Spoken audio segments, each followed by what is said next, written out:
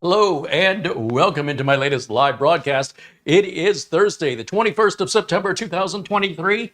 My name is CareyHolzman, and today I've got a review for you of something I've never reviewed before, a company I've never reviewed before, TerraMaster.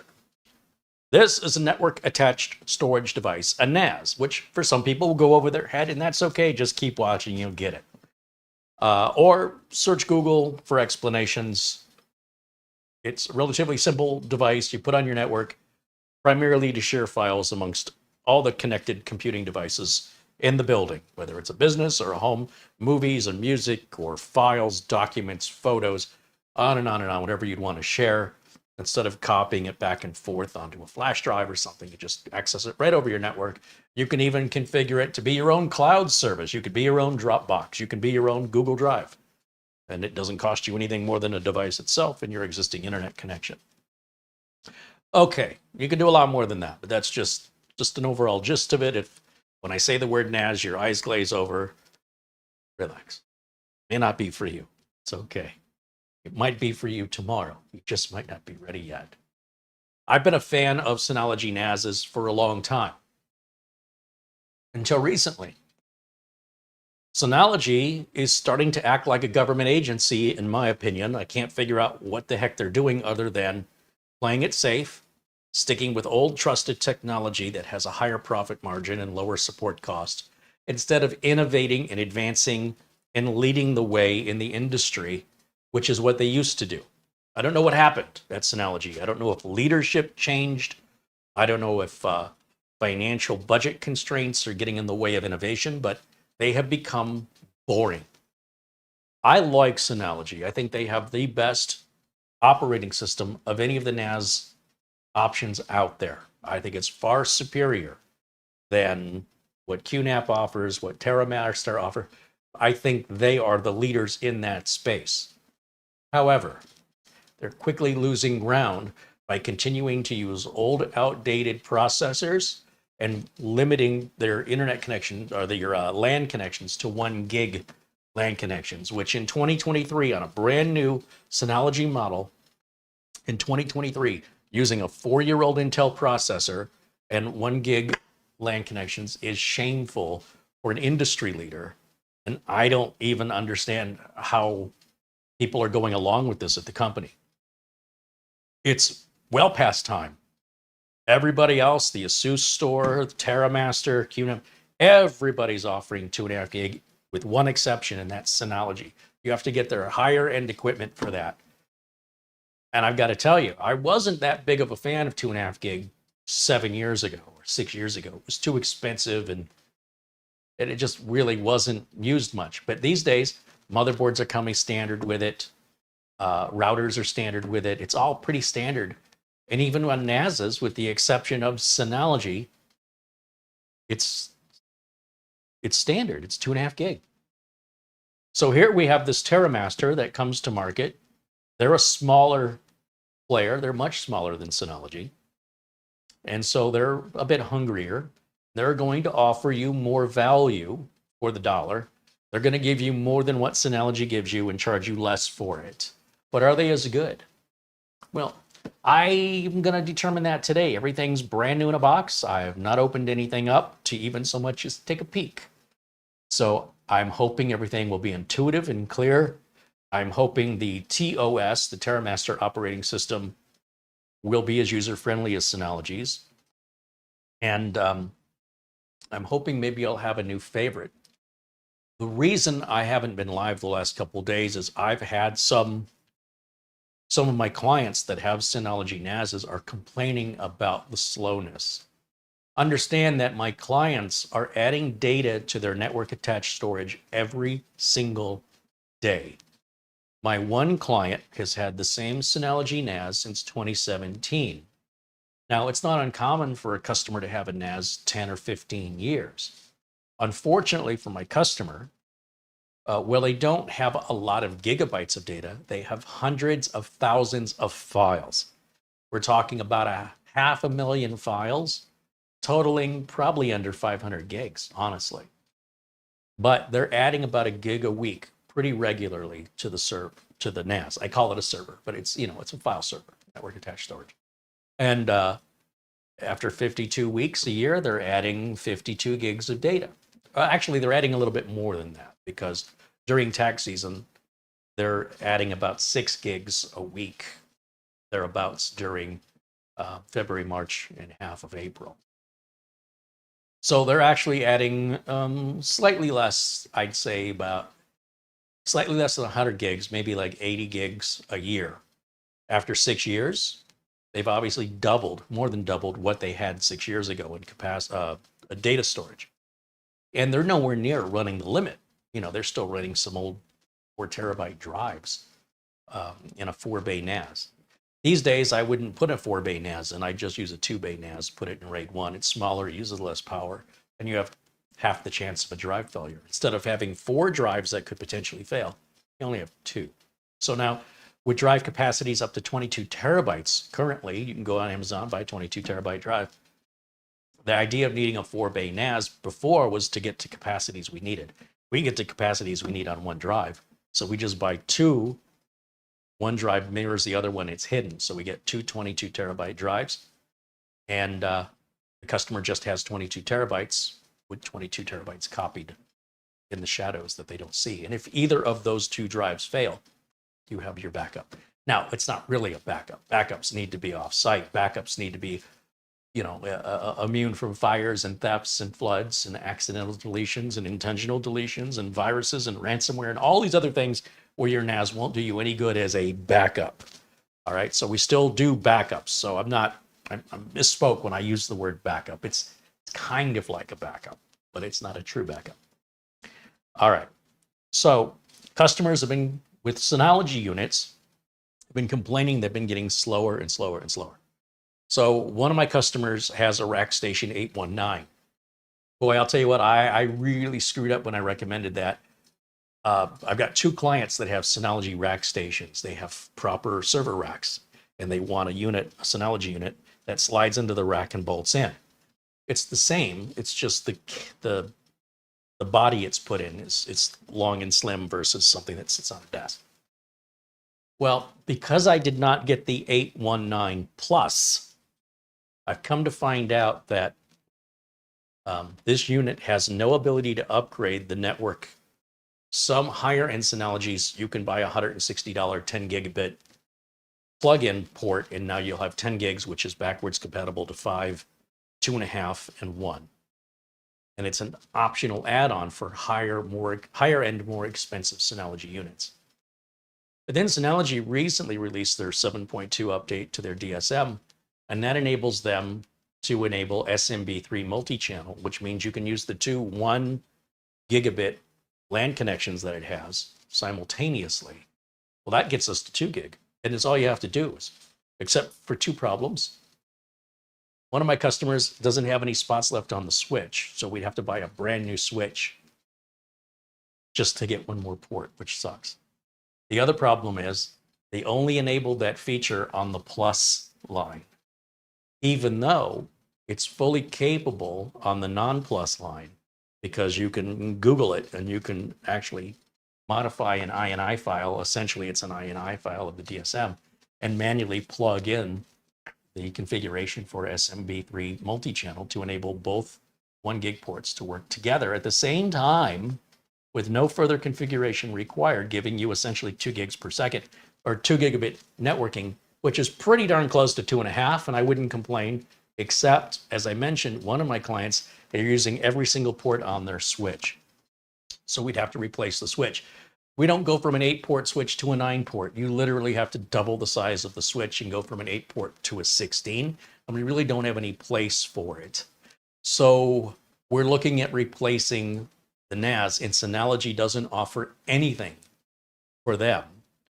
This customer has a 4-drive Synology NAS from 2017. The other customer has a 4-drive Synology RS819.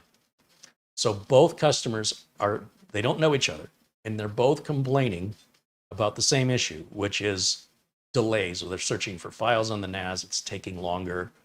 Some other applications are taking longer to open that have databases on the NAS. This wasn't happening before. And I've been looking for some alternatives to recommend to these clients. And of course, the first place I went looking was Synology.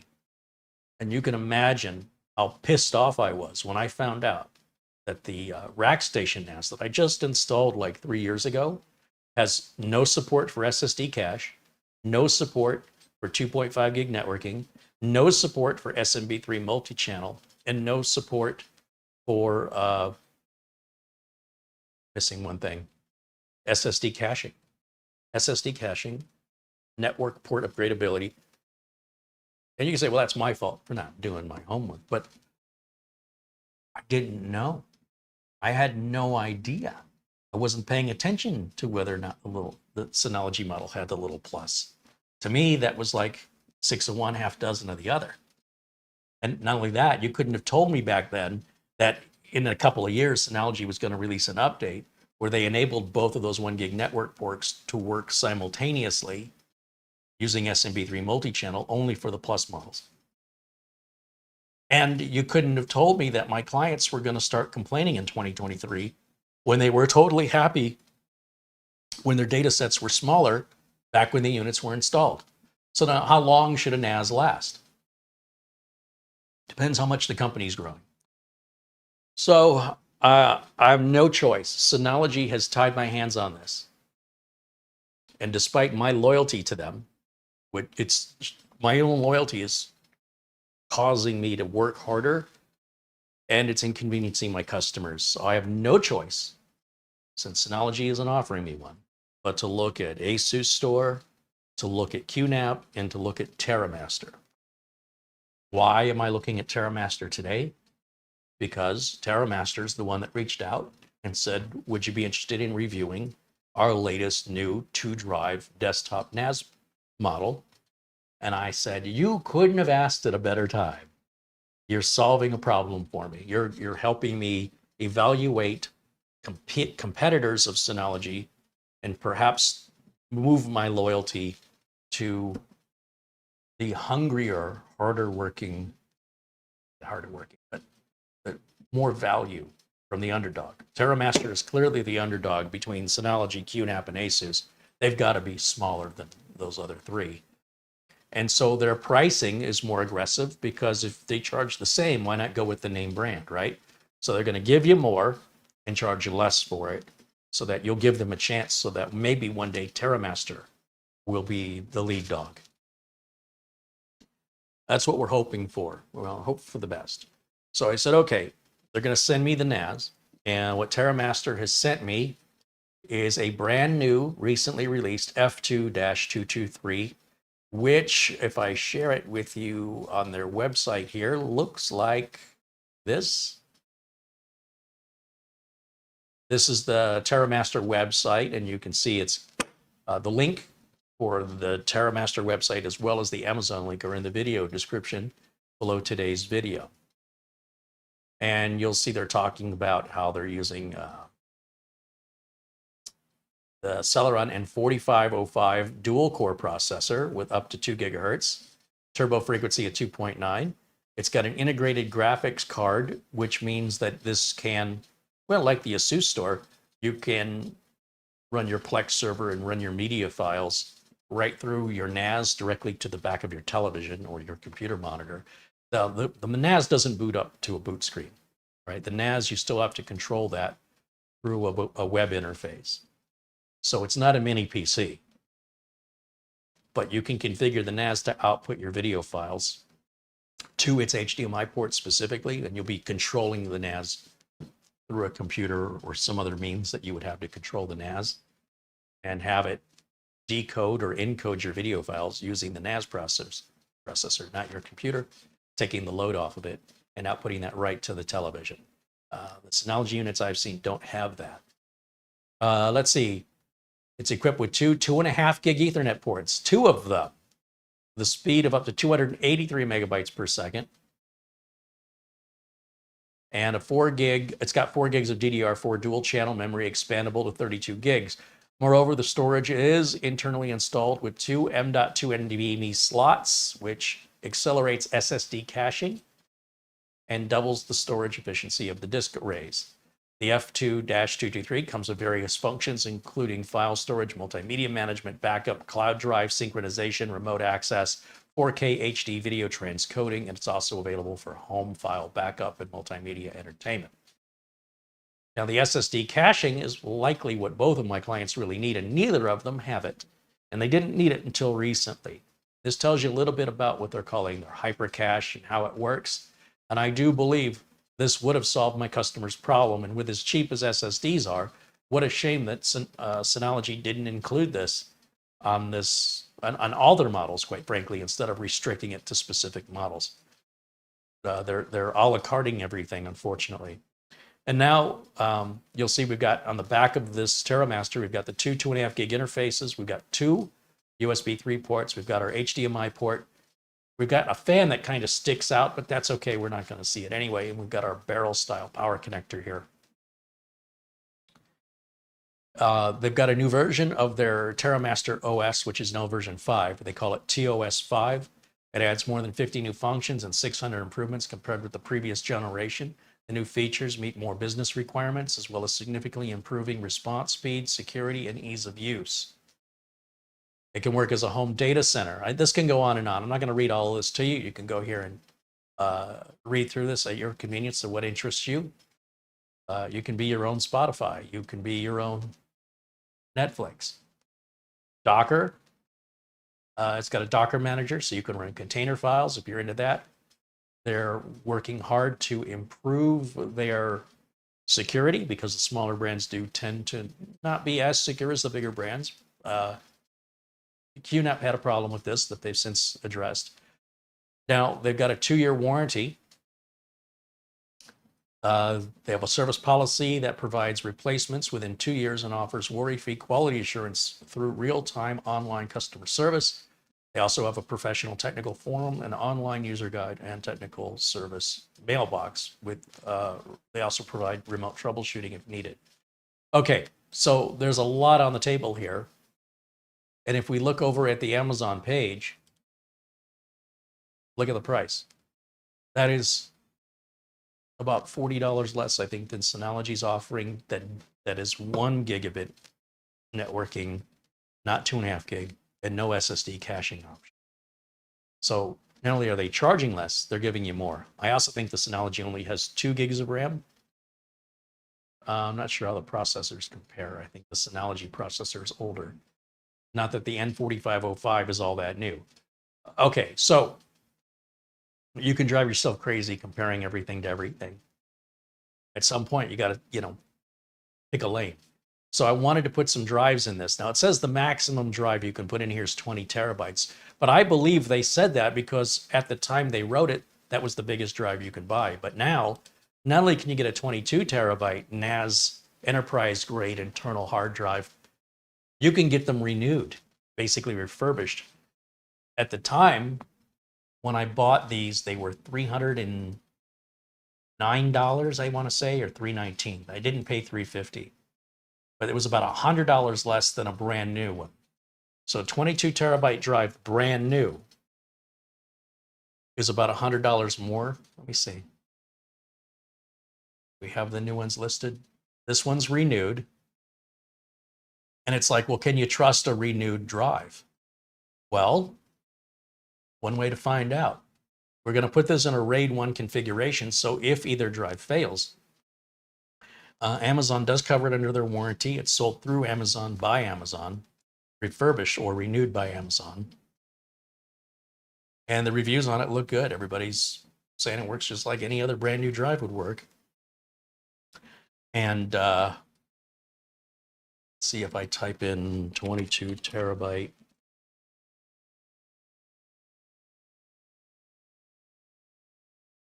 Pro. How much are they brand new?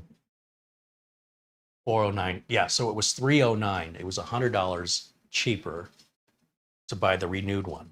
When I bought 2 of them, that means I saved $200 or almost 50% off the second one, if you think about it that way. So I've never had a drive this big before, and I thought, well, if we're going to do it, let's go big or go home, right? And let's see if that 20 terabyte limit is actually a limit or if that was just what the limit was when they wrote that, which is what I suspect it is. So behind this box, I got my Amazon Renewed paperwork that assures you that they're going to stand behind this. And they want to hear your opinion on it. You've got your Amazon guarantee that they say, we want you to be delighted with your purchase with the Amazon Renewed guarantee. This product is eligible for replacement or refund, not within 30 days, not within 60 days, but within 90 days of receipt if it does not look or work as expected. We are here to help you troubleshoot problems and assist with returns. Get free tech support via the Talk to the Expert team at Amazon. From your orders link on Amazon, click Get Product Support or call us, and they have a phone number.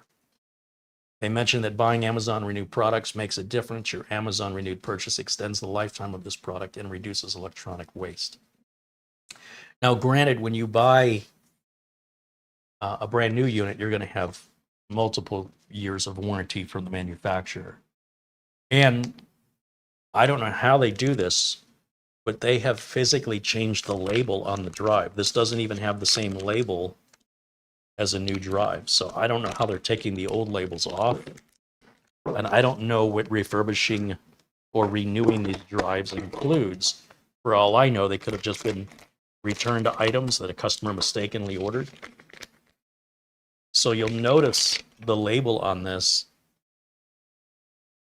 looks very different from a standard new unit. So the manufacturer, if you were to try to get support from Seagate, Seagate's going to say, we don't support that. You got to talk to the refurbisher, which is Amazon. So I'm willing to risk it because, quite frankly, I have not seen a failed hard drive in a number of years. They seem to be making them better, and we're using fewer and fewer hard drives these days as we switch to solid state drives. So there's our 222 terabyte drives. And so what we're going to do, we're going to configure this so that one drive mirrors the other drive. So we're not going to have 44 terabytes. We're only going to have 22, with the other 22 terabyte drive cloning what's happening on the main one. And if either drive should fail, we don't lose anything. And I can simply send the drive in, have it replaced. If it's out of warranty, then I suppose I lost my gamble, right? There's a little bit of a gamble there, but given the reliability, I haven't seen it. Specifically, I've been using Seagate Iron Wolf drives in my NASs, my customers' NASs.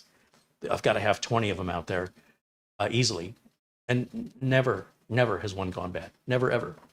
Now, back in the old days, when I was using the 3 terabyte Seagate drives, they had a bad batch of 3 terabyte drives that all 4 that I had in my NAS went out.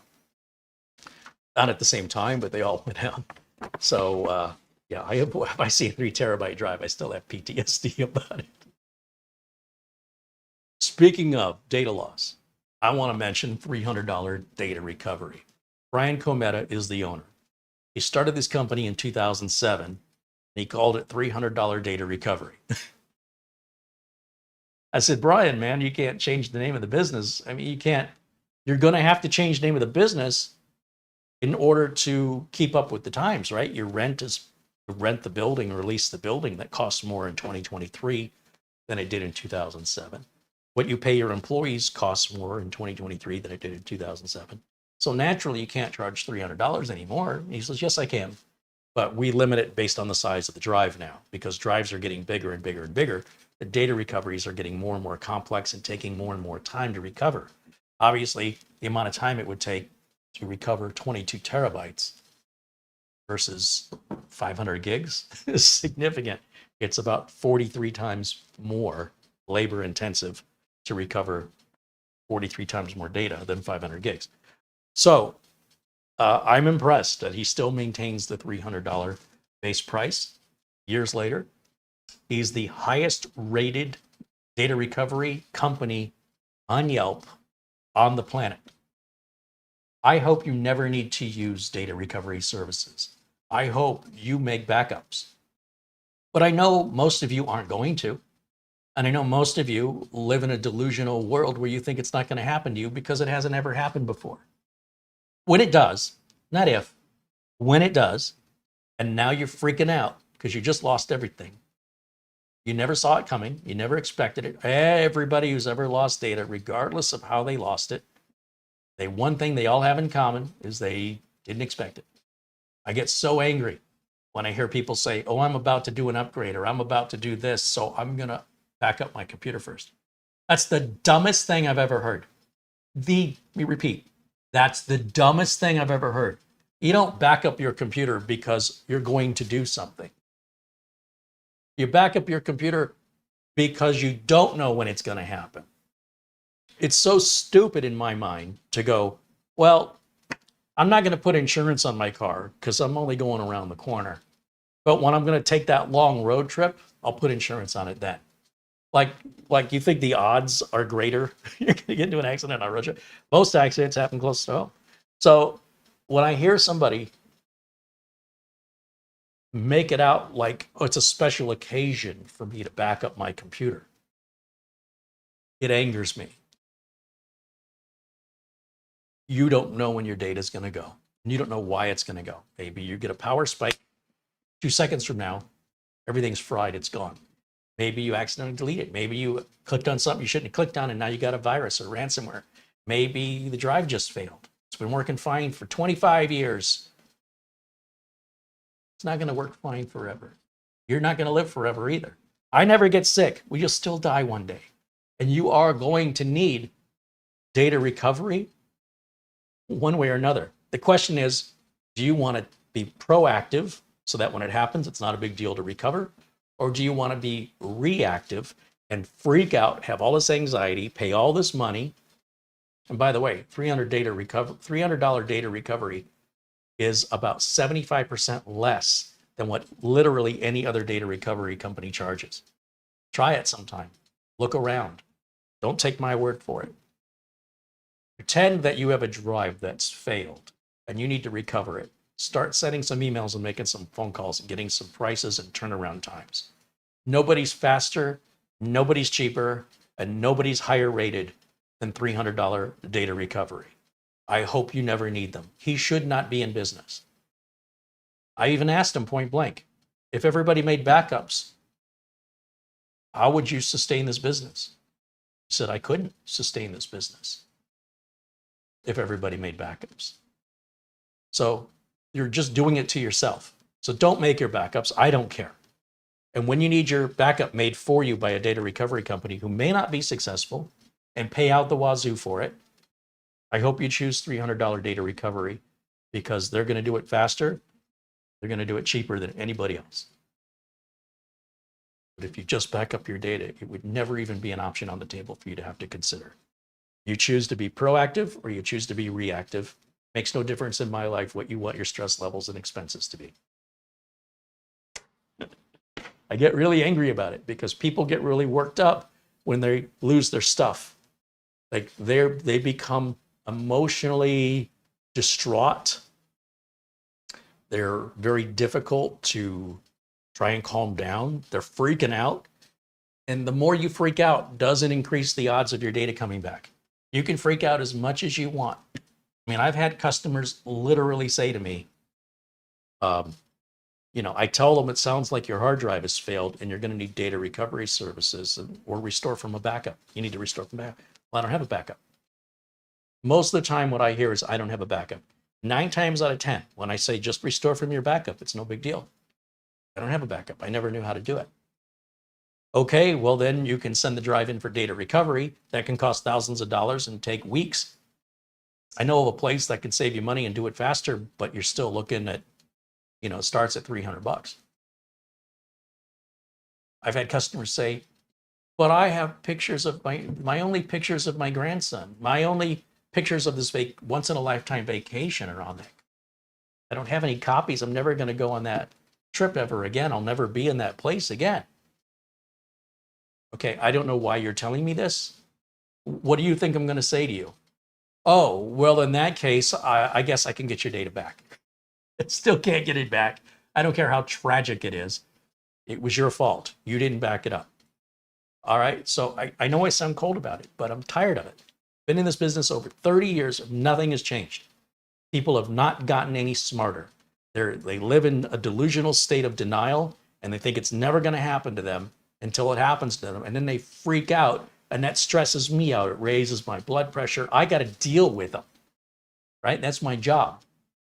And after showing compassion for the first 15 years, I'm like, I'm done with this. You make this bed. You know what's going to happen. It's just a question of when. So send it off to data recovery and hope for the best. I've used $300 data recovery for my clients. I want to say I've recommended. I didn't use them. I did actually use them personally for a Seagate NAS array that went bad. And there wasn't files I really needed to have, but they were files I wanted. They were old archives from my radio show days. I don't even listen to them, but I just like to have them. So Brian was able to retrieve those for me in about, I think it took him 4 minutes because the array was corrupt. None of the drives were bad. It was just the array was corrupt. And he's got these special tools and software. He's like, there's all your files. He could literally get everything back. And all I wanted was that one directory that had all those hundreds of radio shows that I did back early 2000s. It was nothing for him because he's got the tools and the knowledge to know how to do it. But I recommended, I want to say, close to half a dozen of my clients the $300 data recovery. And they all love him. They're like, that guy is a bargain. He's quick. He's ultra communicative. The link for $300 data recovery is in the link, and we thank them for sponsoring us in the month of September and October. So with that out of the way, time to take a look at what this TerraMaster looks like. David Dix at Rock City PC contributes $10. He said, I'm sure I've said this before, but I get a kickback for referring customers to Drive Savers. I've never referred one customer there. I refer all data recovery to Brian, and he has no idea who I am. Well, you should introduce yourself to Brian. He's a super approachable and personable guy, and I bet he would be delighted to hear from you.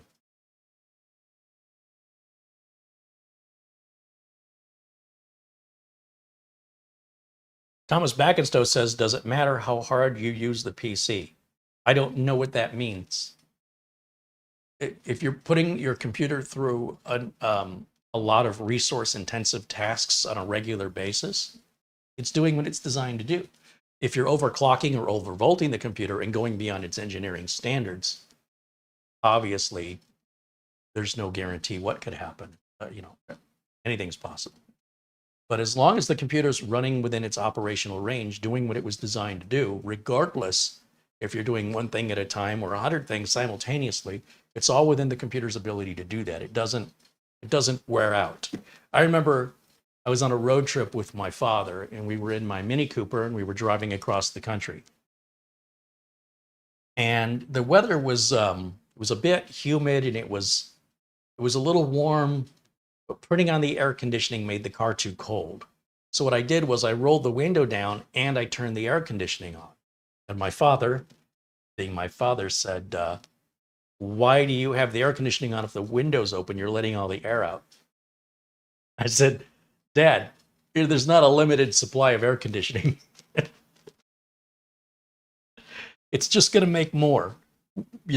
This to me it was just one of those days where the AC was too cold and the window down was too hot. So I had the window down and the AC on. And he thought I was wasting the AC. Not wasting the AC. It's not how it works. It's not a limited supply, and now I've let it all out the window. So I kind of laughed at my dad, and I said, he's got that 1970s mentality of turning off the lights when you're not in the room. And look, I do this too, even though we use LEDs that are way cheaper. But I also, like I would get yelled at as a kid for holding the refrigerator door open and looking for something to eat. Now I have my refrigerator set to an alarm after 2 or 3 minutes on all my refrigerators, Studio A and Studio B. The refrigerator door starts to beep, which can be annoying when you're loading groceries into it. And there's usually a little button you press to turn the alarm off, but it saved my butt a couple of times where I had some guests over and they didn't close the door all the way. And we're sitting in the living room watching TV and I hear beep, beep, beep. What the heck is that? Because I hadn't heard it in a long time. I didn't recognize it. I'm following it with my ear, leading me into the kitchen. And I can see the light is on inside the refrigerator because the door isn't completely sealed shut. Because when the guest closed the door, they didn't slide the drawer closed for whatever they got out of the drawer.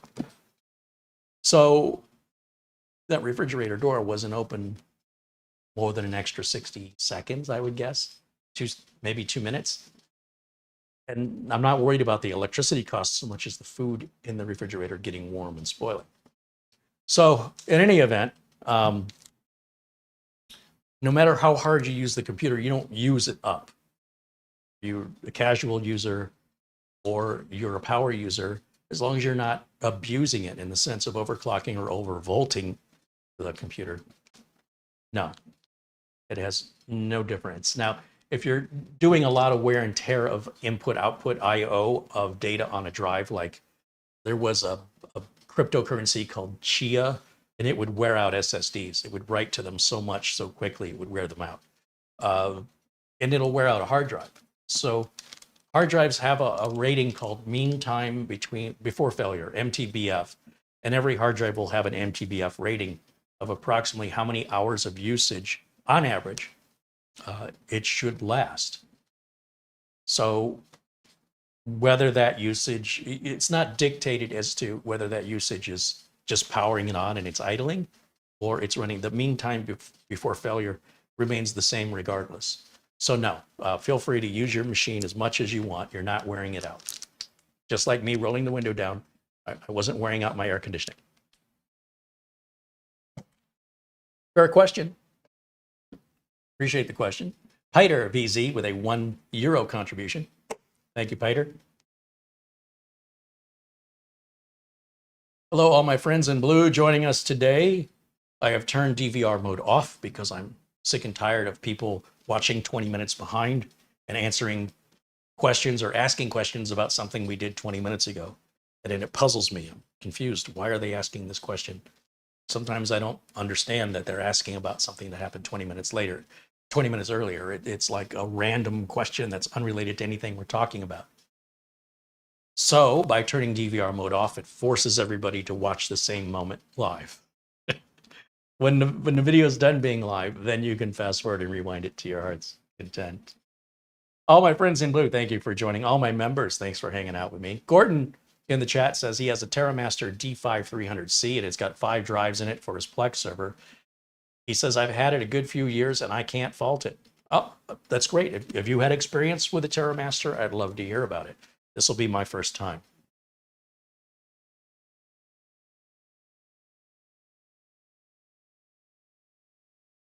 A super chat came in earlier from Peter VZ with €1. Paul O'Brien with €2. Thanks, guys.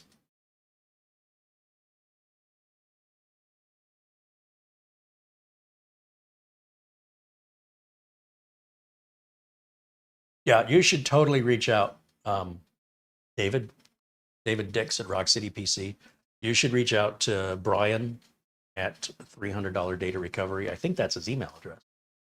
He's a small company, so even if you just send it to their generic email and say, hey, Brian, he'll get it. Even if, I don't know if he's the one who checks it. He's probably not the one who checks it, but it'll be brought to his attention, and I'm sure he'll respond to you personally, and I'm sure he'd appreciate it. Let's see what's in the box. Let's get to this.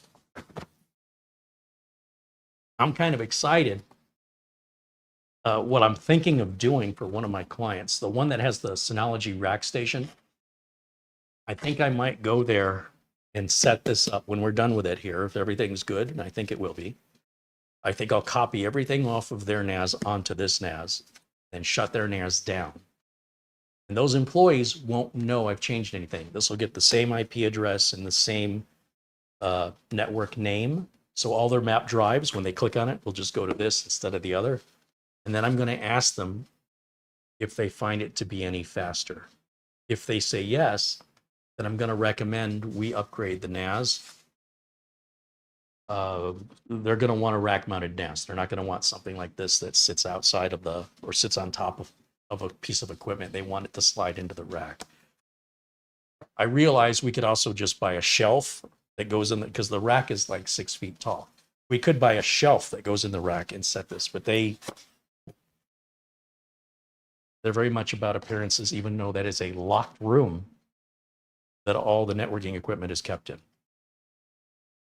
But after I do this, if I say, hey, have you noticed anything's any faster? If they say to me, no, everything seems the same, then I'm going to take this back out and put it back the way it was and not waste any more time trying to resolve it, because the problem may be inherent within the Windows, the way Windows does searches. This client does a lot of searches. That's how they find anything on their server. They, instead of going into the appropriate directory and then looking alphabetically for the client name, they type in the client name in Windows search. So it might be a limitation of just how fast Windows can search the NAS. But as they keep adding more and more files to the NAS, it makes sense that that search is going to take longer and longer. First of all, can I just say, this is way smaller than I thought it would be. You've seen me take out the 2-bay Synology. In fact, let me go grab it so we can compare it. I don't mean to really hammer on Synology, but I'm disappointed. If Synology was leading the way, as they should be, I wouldn't be looking at their competitors. So this is the latest that Synology had sent us. That's their 2 drive, 1 gig networking, no SSD cache. And as you can see, the Synology is physically bigger than the TerraMaster.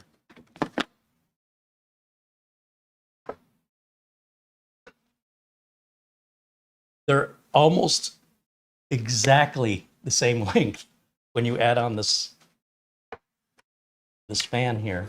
This fan that sticks out adds probably an inch. So lengthwise, they're identical. Synology is taller. And this Synology clearly has drives in it because it's totally heavy. Let me move this out of my way now.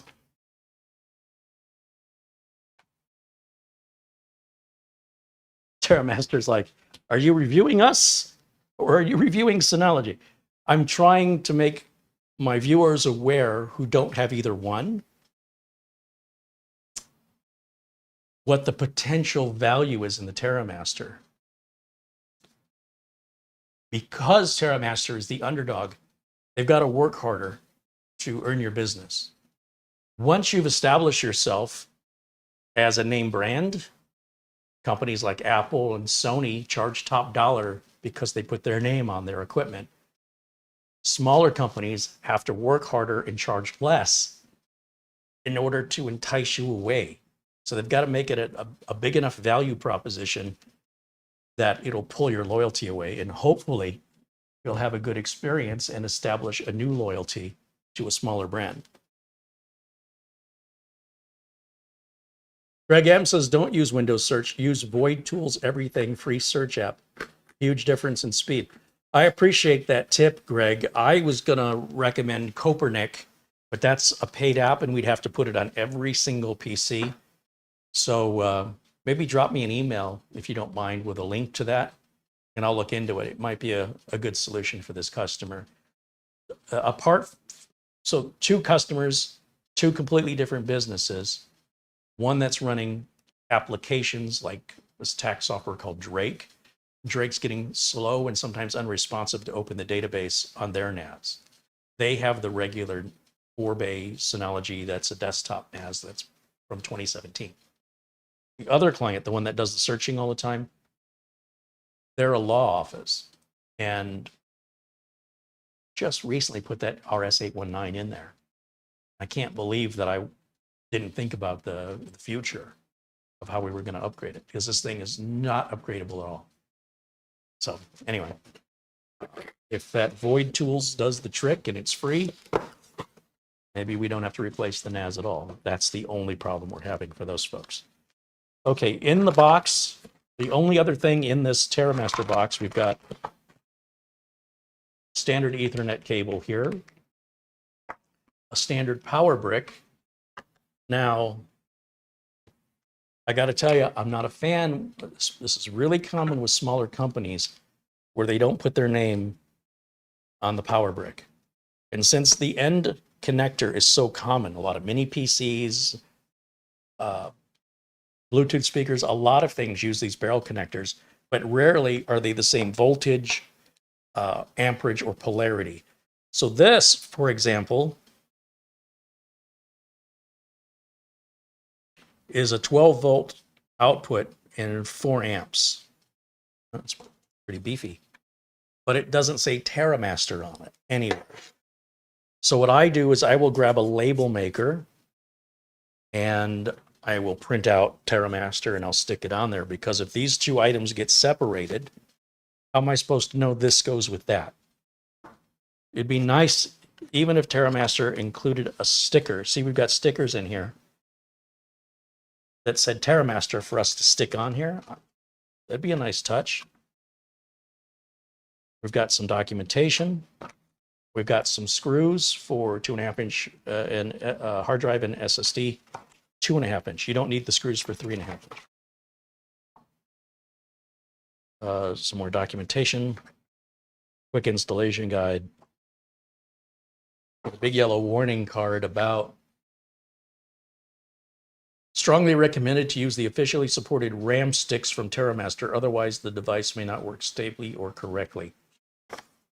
I don't see any reason why you can't, because TerraMaster is not making the RAM, they're buying it from a RAM manufacturer. So if you take the RAM out and see what the specifications of the RAM are, DDR4 at what speed and what CAS latency, and match that with literally any other manufacturer of RAM with whatever capacity you want, there's no reason why that should cause a stability problem. That's the kind of stuff HP does when they say you should use our paper and you should only use our ink, or it could damage your printer. Really? Putting the wrong paper, putting another brand of paper in could damage my printer, really? And they're not exactly giving you a good price. HP paper costs a lot more than the generic ream of paper I can get at Walmart or Office Max. So where's my incentive to overpay for something that does the same thing? So that is sort of a boilerplate disclaimer, so that if you are to replace your RAM and as a result it causes stability problems, they got a CYA there. They covered their butt and said, hey, we warned you. But in most cases, it's probably not going to be an issue. So since we don't have any way to identify that, I will usually take because it's black, I'll use a silver indelible Sharpie permanent marker, and I'll just write TerraMaster on it. That way, should these two ever get separated, one of the fastest ways that you can ruin an electronic device is plugging the wrong adapter. A lot of simpletons, typical home users of electronic devices, think, well, the plug fits, it must be the right plug. No. It's a very common plug, and it can be used across a vast variety of different electronic devices. And other electronic devices, power adapters will plug into this and could short this out, overvolt it, or completely reverse the polarity. That's not a warranty issue. You fried it. Hopefully your data will still be okay when you do that. So anything that uses these wall boards, anything, Bluetooth speakers, maybe you have an old clock radio by your bedside table. If it's got a power adapter, if it doesn't have the name of the manufacturer on the power adapter, take a minute and find a way for you to label it in a way that you can understand it, so you will never be in that situation. We've got a yellow sticker on the side here that says 24-hour. 24-hour what? I'm guessing support. What's it say? We provide quick service and respond to all customer queries in 24 hours. In case of any problems, feel free to contact us. And then it repeats that 4 more times in 4 different languages. So it's written 5 times in total. On the bottom, got our standard identification sticker for model number, serial number, blah, blah, blah. And here is where the drives go. Okay, well, that's similar to how the Synology works. They don't have any locks, but it's fine.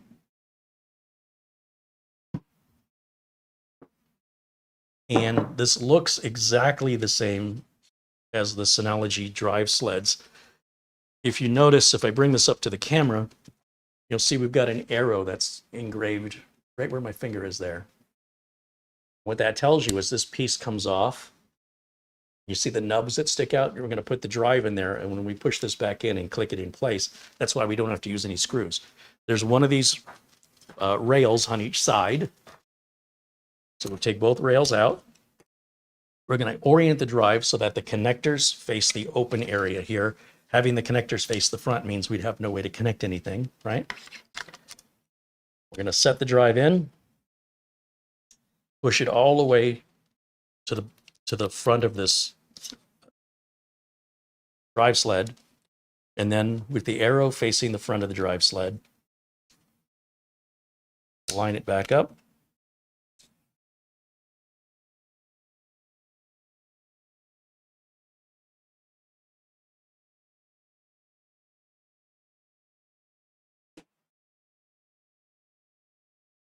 Seems like it's...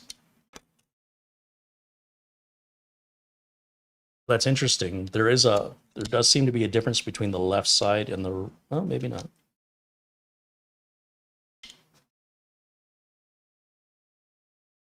So the arrow... I wasn't paying attention. The arrow faces the back, not the front. It won't align the other way. These videos are live and unrehearsed, so I want to make sure that you guys are fully aware that I am doing this for the very first time. And I shouldn't need to read any documentation. Everything, if it's engineered smart, for somebody with 30 years of experience who's done this numerous times before with other NAS devices, should be pretty intuitive. So there's one drive in. We'll repeat this process. Yeah, so the arrow, sorry, I'm paying attention now. The arrow faces the back, not the front. A couple of things that I absolutely demand in a NAS, and that is no tools required for drive replacement. Because I was replacing drives rather frequently, sort of a normal service call a few years ago to replace drives, and I don't want to have to open the NAS, unscrew it, unscrew the drives. The drive should not require screws, nor should I have to physically open the NAS to get to the drives. They should be easily accessible, and it should be hot swappable, where we don't even have to turn the NAS off. And we typically will get a light over, like a red light. On every NAS, it should have a light with a status indicator for each hard drive. That it'll show that the drive is reading or writing by blinking, or the drive is just stable and idle with green, or that the drive has gone bad with a red light. So because we only have two drives, we have two lights. If one of these drives were to go bad, one of those lights would be red, and it would tell us if it's hard drive 1 or hard drive 2. And then written down here at the very bottom, etched into the NAS, is a number 1 and a number 2. So you can tell which drive needs to be replaced without having to log into the NAS. You don't need a screwdriver to open it up, and you don't even need to power the NAS off. The office can continue working on the one drive while you do this. The customers would never even know you were replacing the drive, and then it will rebuild itself. At that point, you probably have to log in and then assign it to your RAID volume, storage volume. This isn't fitting. Have that all the way in. That made a big difference. So you got to make sure that those drive rails are fully seated. Got our power button right there. Hard drive 1, hard drive 2, our LAN light, and a power light. Very small, so they're likely not going to be very bright if you have this perhaps in your house in a bedroom. I would anticipate that those lights, given how small they are, shouldn't light up your whole room at night. A lot of times with these NASs, when you go into their configuration page, well, that just turned itself on. There's usually an option for either dimming those lights or turning them off altogether. Some even have a scheduler where the lights go off at night. You can say, turn these lights off between 12 a.m. and 8 a.m. if it's in a bedroom and you don't want those lights on to bother you. I don't know if TerraMaster has that. I know the Asus FlashStore 6 offers that for one. So let me plug a network cable in. You know what? Think about this. Do I want to plug it in? Yeah, we'll plug it in here. And we're going to boot it up for the first time. Now, how am I going to access it? This computer that I'm streaming from is on a completely different network. So I'm going to need to grab one of my mini PCs, and we're going to use a mini PC to log in to the NAS and configure their array. I just beeped, so, oh, 3 beeps. It beeped 3 times. I don't know what that means.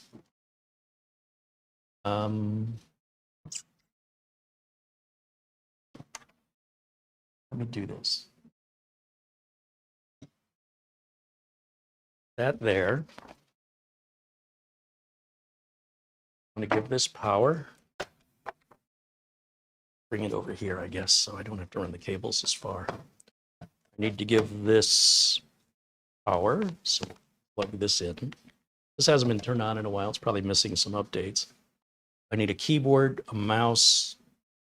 We're going to use this HDMI cable. We'll go to the HDMI port back here.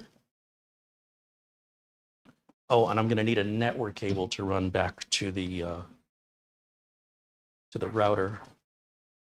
So let me grab a network cable and we'll start the configuration, which hopefully won't take very long. I hope it's all very straightforward and familiar.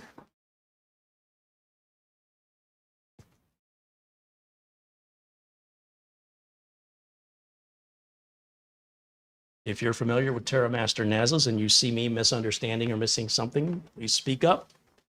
My first time, but I'm hoping it's intuitive and that the processes fall in a similar pattern.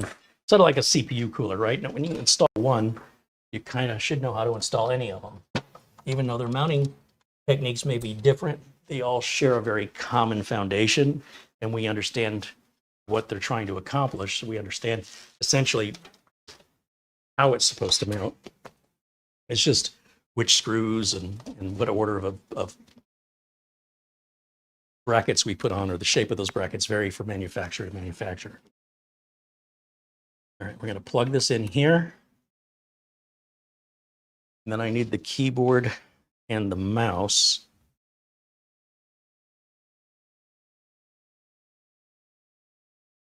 Which I have back here.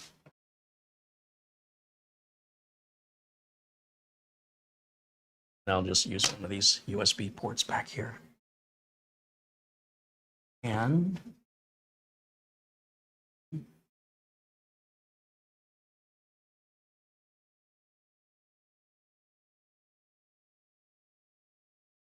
tell if it's turning on or not.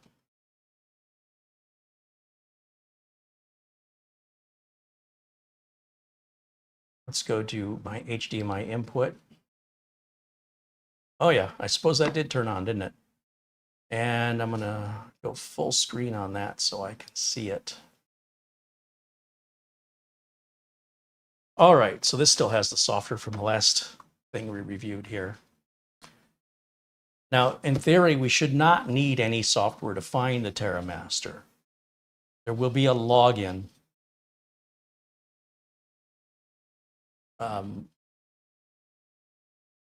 Say signed out there. And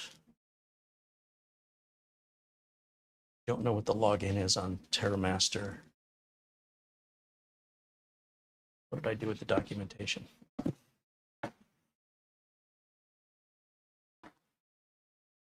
Let me turn on camera 1 here real quick, and we'll take a quick look. It should be right in the front of the documentation to tell us how to find the NAS on our network. They might have a utility that can also help you find it, but we should be able to simply type in a web address. See.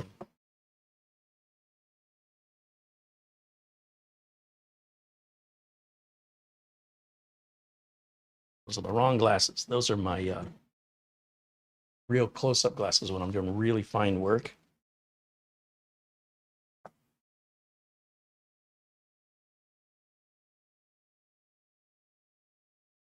right here, start.terra-master.com. All right, I can totally handle that. So we'll go up here. I got to go full screen for me. Go up here and we'll type in start.terramaster.com, enter.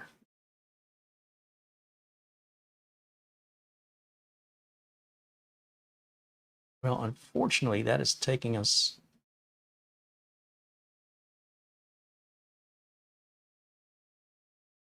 Do you have a TerraMaster product? Please provide your email and select a product ID. Don't want to do that. Do I have to do that? I should be able to do this without.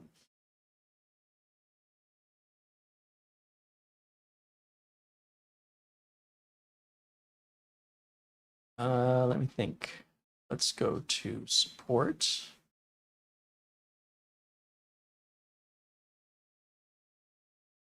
Download.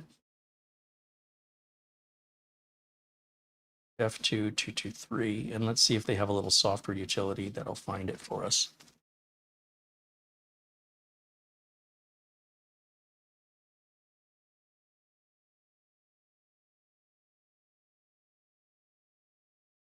NAS PC app, desktop assistant.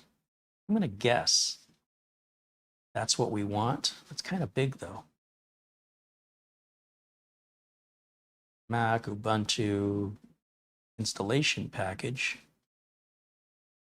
That's got to be the TOS software, right? I'm guessing the NAS will download on its own. Installation package, update package, installation package. So these are all just different versions. Probably don't need to download the installation package. I'm going to pause this and we'll just do the setup. We'll have that in just a second. And while we're waiting, in the chat room, Jimmy Munoz in the chat says, Carey, I'm looking to get a cheap computer that I can take apart and play around with. How much would you pay for a Windows Vista Tower with keyboard, mouse, monitor, and a computer stand? I wouldn't pay anything for it. I don't think it has any value whatsoever. If you want to take a computer apart, you should take apart a modern one. Learning how to take apart a computer that's 20 years old isn't probably going to be very useful to you. If you look on Facebook Marketplace, you should routinely see like 4th gen Intel systems from system integrators like Dell and HP for right around $50.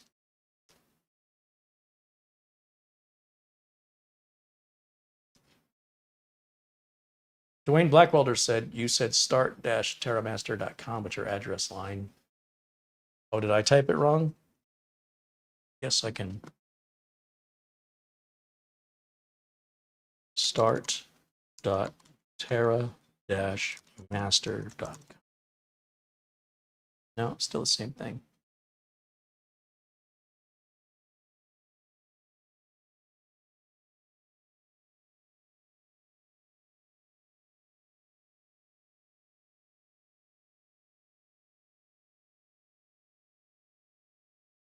No.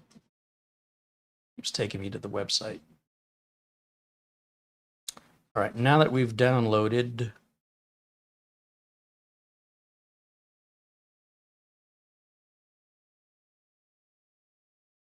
the setup application, let's go ahead and install it.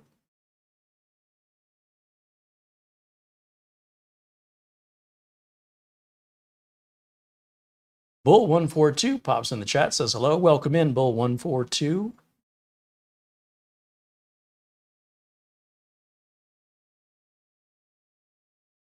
We have to allow it access on the network. There it is.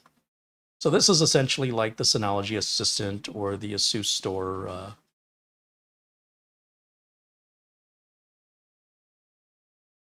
Close this. I don't want it to do that. Close the browser. All right. So It finds our NAS on the network. It says it's still searching the network, but that's what we want. Do I have to wait for the search to end? Can't. All right, well, I guess I have to wait for the search to end.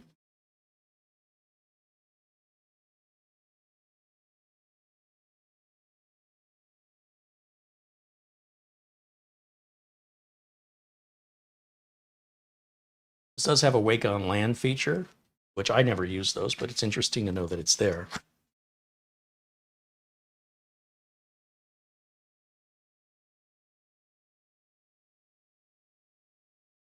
So search is at 88%, 92. This is all in real time. If you're going to buy one of these and set one up, and this video isn't happening fast enough for you, I don't think you're ready to purchase one of these. If you think it's just going to be like a polished, edited video, your experience will be far different. So I'm trying to replicate what a real experience is exactly like by doing this live and unscripted without editing. Okay, well, finds it, but I can't seem to select it. Search completed, one NAS device found. Okay.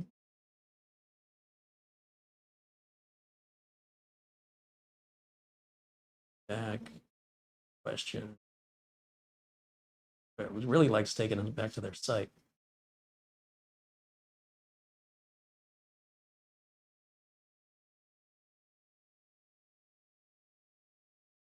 Oh, good. It gets to search all over again.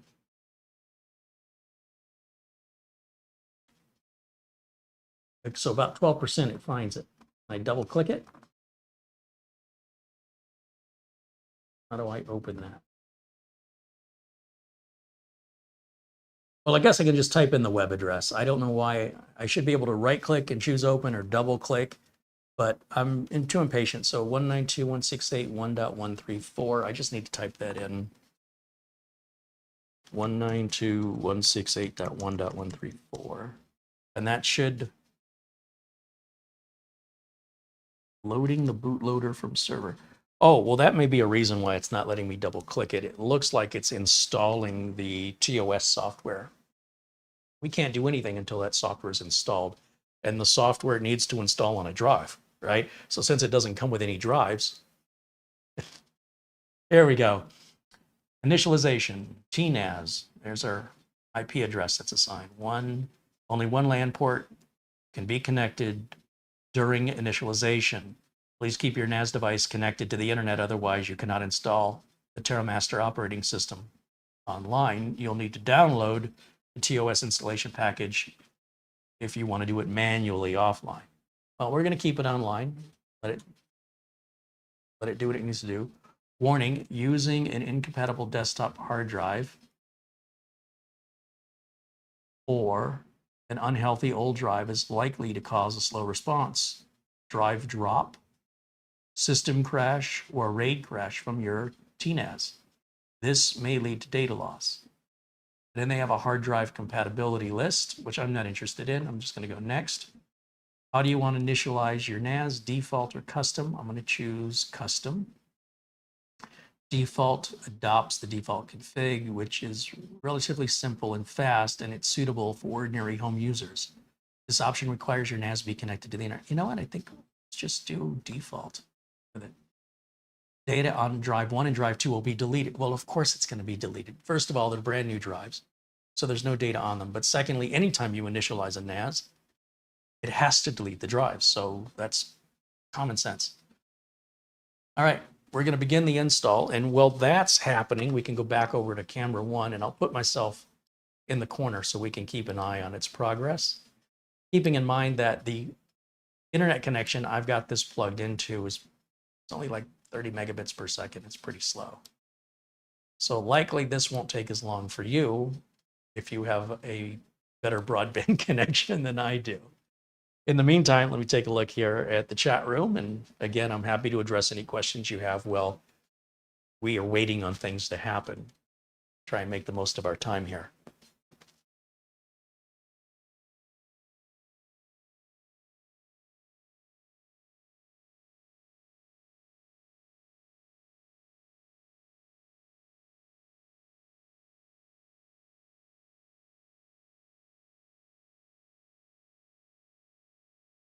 Earl wants to know if you can use the built-in HDMI output and add a keyboard and mouse. No, you cannot. This is not a mini PC. That HDMI output is there to output your media. So if I have movies on the NAS, I can have the NAS decode the movies and stream them directly to the television. But no, this is not a mini PC. You cannot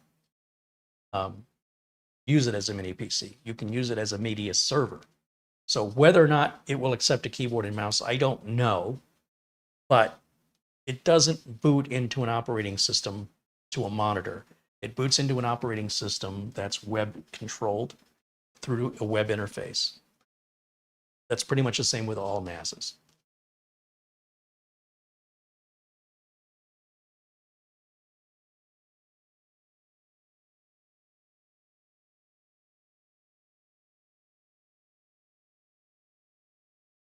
If you have any specific questions with regards to pricing or any other specifications about the NAS, I'll take this time to remind you, since DVR mode is not enabled, you can't rewind this live video. The links, anytime you ever see me do a video on anything and you have a question about that thing, look in the video description to find the link that takes you to the product page so you can read all the details. Usually I have an Amazon link as well where you can read reviews from other users. And if the question you have isn't answered there, then by all means ask it here and we'll do our best to provide an answer for you.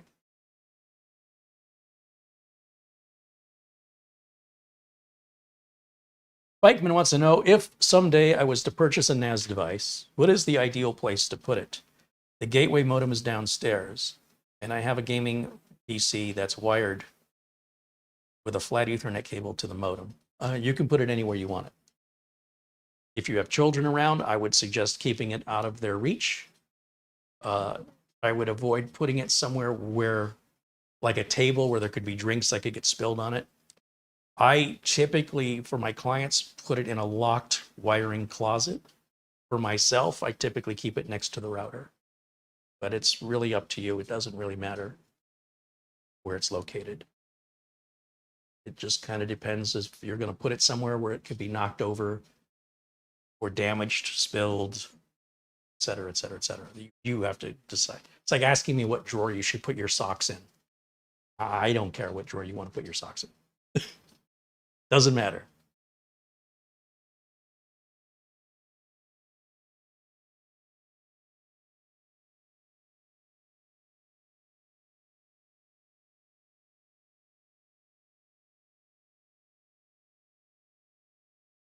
All right, we're getting there.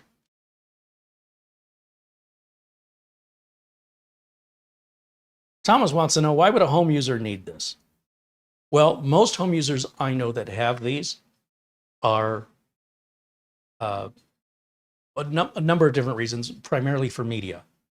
I know I was with a friend the other day having dinner, and he said, we were talking about streaming music. I like Spotify. He says, I use Davify. His name is Dave. And he's put all of his music on his NAS. And he does his own music streaming himself. And he shares it with a friend, so his friend also has access to that music. And he doesn't have to pay the monthly Spotify fee or use the free Spotify with advertising, with commercials that play. I have a customer who's a photographer, and when he takes pictures, he'll go somewhere, he will take probably somewhere between 500 and 1,500 pictures. And when he gets back home, he copies those pictures into a folder onto his NAS.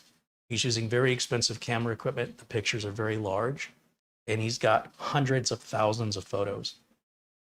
They consume a lot of space, and he also needs to be able to find them quickly when he's looking for a project. He's also into race cars, and he's kind of combined these things. He's put GoPros on the race car, and he films his laps and plays them back to see where he can improve. And of course, the GoPro video files plus his digital photography consume many, many terabytes of data. As a result, he needs a NAS for that. Mitch Morrison is a big movie buff. Mitch Morrison likes to convert all of his DVDs and Blu-rays himself and put them onto his NAS so he can watch them in any room of the house. And while he's traveling, like right now, he's in Vietnam, he has full access to his movies and his music that are on his NAS at his house that he can watch right through his cell phone. I use a NAS because I have a ton of video files from YouTube. I also had a music collection, which I don't really care about anymore, but I had ripped all of my CDs. I have about 200 CDs. And I'd ripped them, initially I ripped them once in like 128-bit, and then I ripped them again in multiple bit rate. It's very time consuming, and you have to label everything and categorize everything. And it's probably somewhere around 1,200 songs I think I had. But now I just use Spotify. I don't even care about it.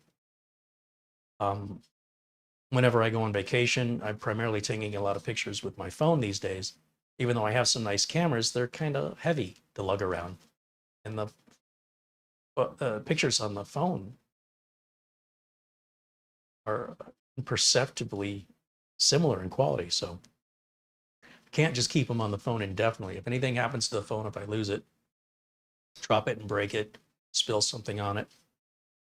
A lot of people will just use Google Photo to auto backup their photos, or Apple's iPhoto to automatically back up your phone photos. But that can get expensive if you take a lot of photos and you use up your free space that they give you. So another reason people would use a NAS at home would be, say you've got a home business. I have a customer that sells geology, but kind of like geology. He sells stones and gems on eBay, and he's got a big inventory. Something both he and his wife do together. She's got her computer, he's got his computer, and they'll both work different parts of the business, but they need a central location that they can store files. They can't have some files on her computer and some files on his. And then, what happens when one person needs that file on the other person's computer? So by putting it on a central location on the NAS, neither one of them has to get out of their chair. They just go to the shared drive, put their data on the shared drive. On top of that, with a RAID 5 or a RAID 1 configuration, you have the redundancy of a spare drive. Should a drive fail, in that circumstance, and only in that circumstance, you don't suffer at all. You just get a notification you got a drive failure. The unit continues to run. Hey, it just beeped. 3 beeps again. I guess TerraMaster likes 3 beeps. I mean, I could go on and on and on, but there was a 4th beep. With all the different reasons somebody would use this. What I found is, like, I would visit people that were snowbirds, older folks that come out to Arizona for the winter time to get out of the snow and the cold weather of their home states. So they live in Arizona for half the year, and they live in somewhere back east the other half of the year. And some of them were still using like Juno dial-up internet access. I said, what? That's still around? They go, yeah. I go, why aren't you using Wi-Fi in the park here? Oh, I don't really do anything online, so. Okay, well, the reason you don't do anything online is because you have dial-up. You're limited to what you can do. You can't watch YouTube videos on dial-up. So I said, that's like talking to somebody who doesn't own a car. And you ask them, how come you don't own a car? They say, because I don't go anywhere. I suggest you don't go anywhere because you don't have a car. I don't think it's the other way around. So if you've never had something, then it can be very difficult to understand what value it would have. We lived our whole lives without these smartphones. Now it seems like most people could not live one day without it. How were we able to do that? So once you open your mind to how convenient and easy and flexible things can become on your home network in ways that you can utilize it, save you money, give you more control over worried about being spied on and stuff like that. When you're uploading your data to the big companies like Google Drive, Microsoft OneDrive, or Dropbox, for example, are they looking? They could be. How secure is it? Some people are like, I don't want my data in the hands of the big corporations. I want to control my own data. And you can create your own OneDrive, your own cloud-based storage accessible anywhere in the world that only you have control over, and you can control who has access to it. So I could go on and on and on, but if you've never had it, you don't miss it, then it may be hard for you to understand why you would need it. Once you have it and start using it, you'll wonder how you lived without it in most cases. You'll start using the computer in a way you never used it before because it was never an option to even consider using it in that way before. If you get used to it and then it's taken away from you, then you're going to wonder how you're going to live without it. So when you're accustomed to having something and it gets taken from you, it can be quite upsetting. When you see something and you don't see the value in it, it's because you're not familiar with what it does. So you don't know any better. You know, I've lived my whole life without it. Why would I need one today? Well, look how long I went without getting a smartphone. And I told you guys, I held my flip phone for a long time. I said, I know myself well enough that when I get one of these, I'm going to get addicted to it. I'm going to constantly be checking it. I'm going to be, and I'd ask people, what's the point of having a smartphone? What do you do with it? I use my phone to make and receive phone calls.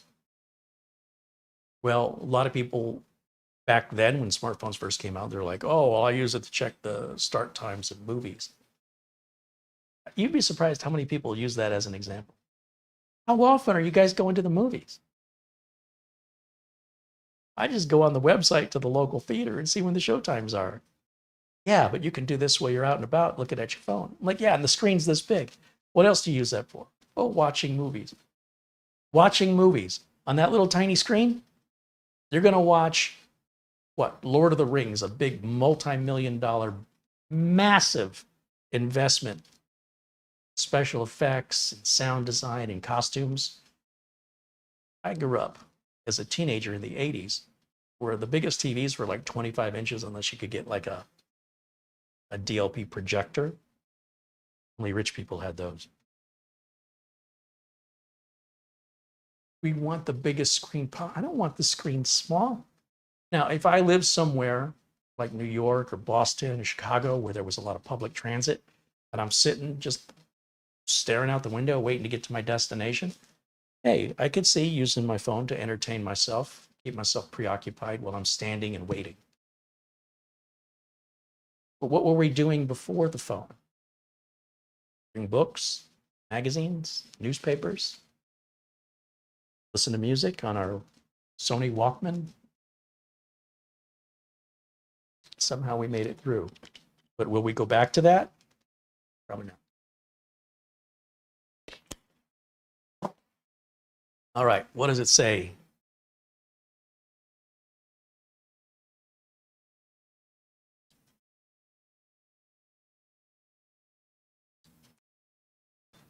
Tips to increase system security. The root user has been disabled. Well, that's a nice touch. Okay. You're about to create super user for the system, which is equivalent to the root user. Please set a strong username and password for this user. We strongly recommend that you do not use super user in your daily operations and create another user for service settings, application management, and data backup. Again, that's pretty boilerplate security. Now, I'm going to choose a terrible username here, and I'm just going to say admin because I'm kind of curious if it's going to let me do it. Am I in caps or is it? What did that say? Say it already exists? Okay, so I can't use it. That's why I was checking. I'll say Carey, and I'll put a password in.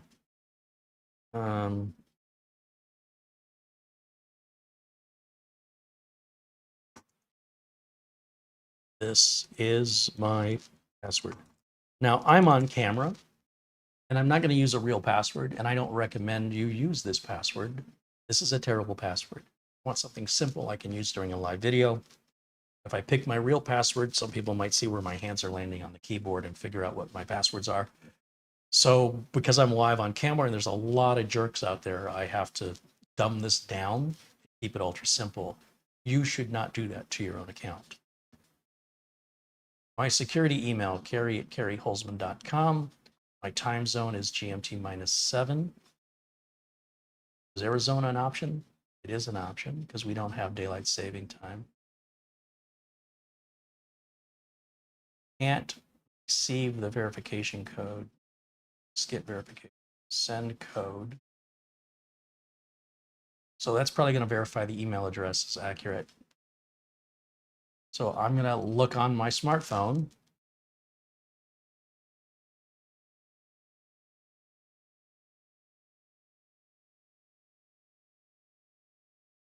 Yep, TerraMaster emails me, and I will put my code in.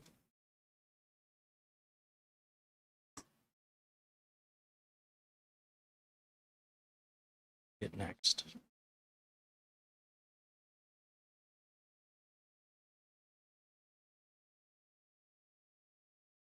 Or not.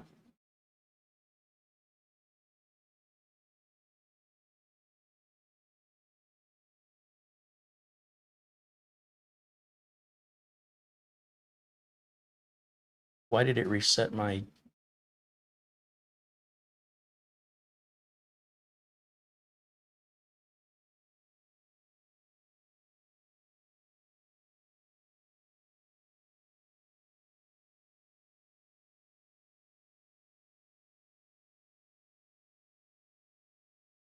Keeps resetting this back to GMT-11.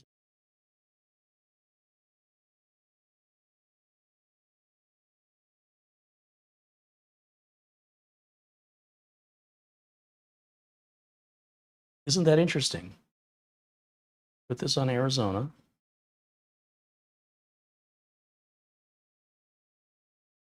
And I hit next, and as soon as I hit next,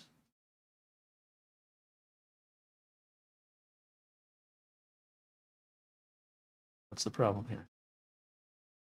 Let's send another code. As soon as I hit send code, it resets my time zone. I think we got a little bug here, TerraMaster.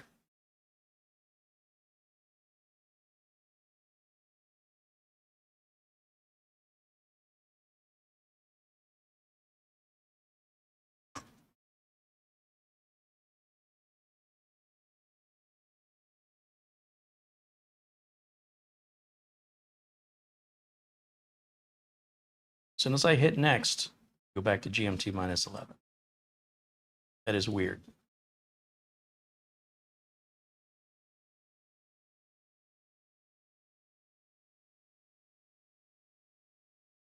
Let's see.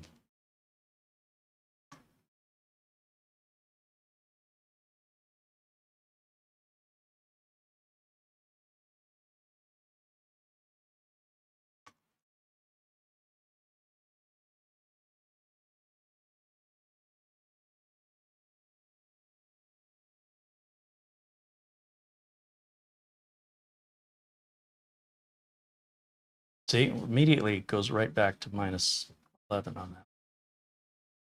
I might just leave it and change it afterwards if it keeps, I'm not going to keep fighting it.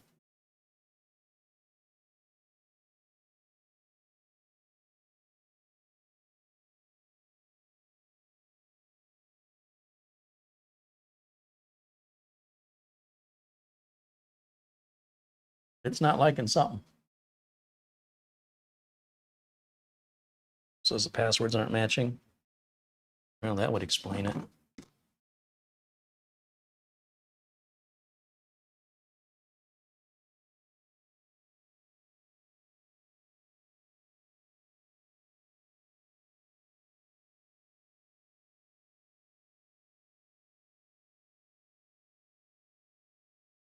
Okay, finally we got through that. Congratulations, your TNAS device is now initialized. Please save the important information. You can configure it, blah, blah, blah. Web address, fine. Next. Got the end user license agreement, which you have no choice but to agree to. Confirm.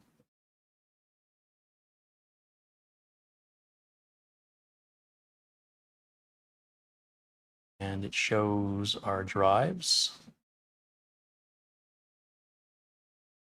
Go up here. Both 22 terabyte drives are seen just fine.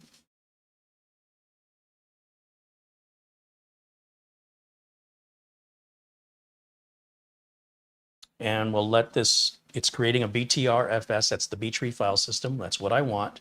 It's either that or ext4. ext4 is very old and outdated. I wouldn't use it.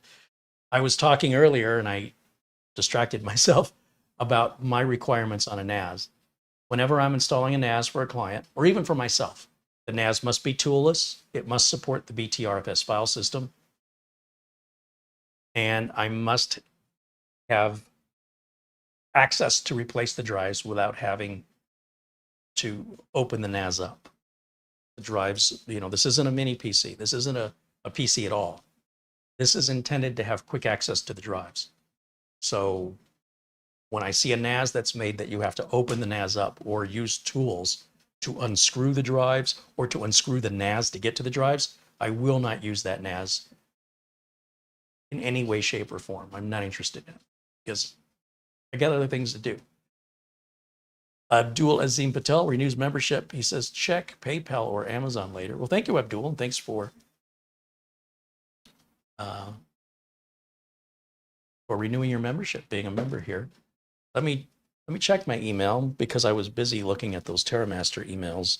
I did notice there were a couple others in there.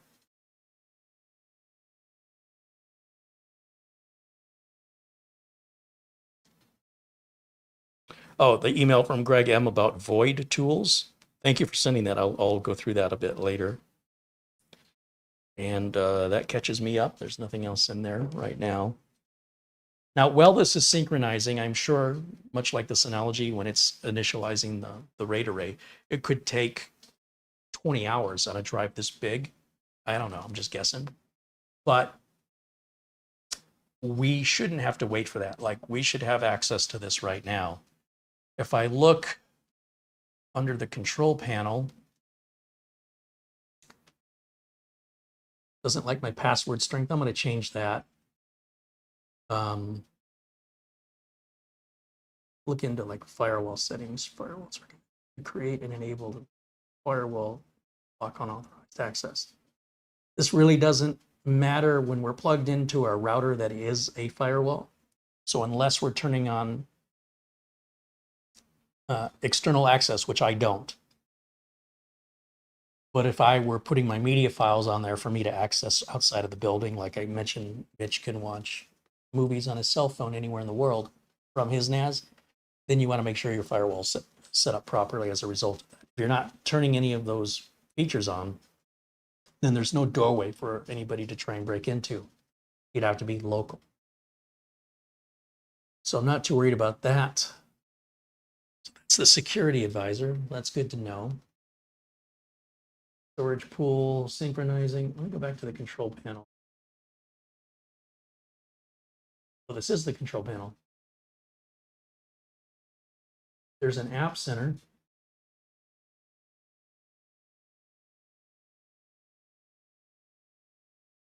Oh, TerraMaster's come a long way. Look at all the apps they have available now. Awesome.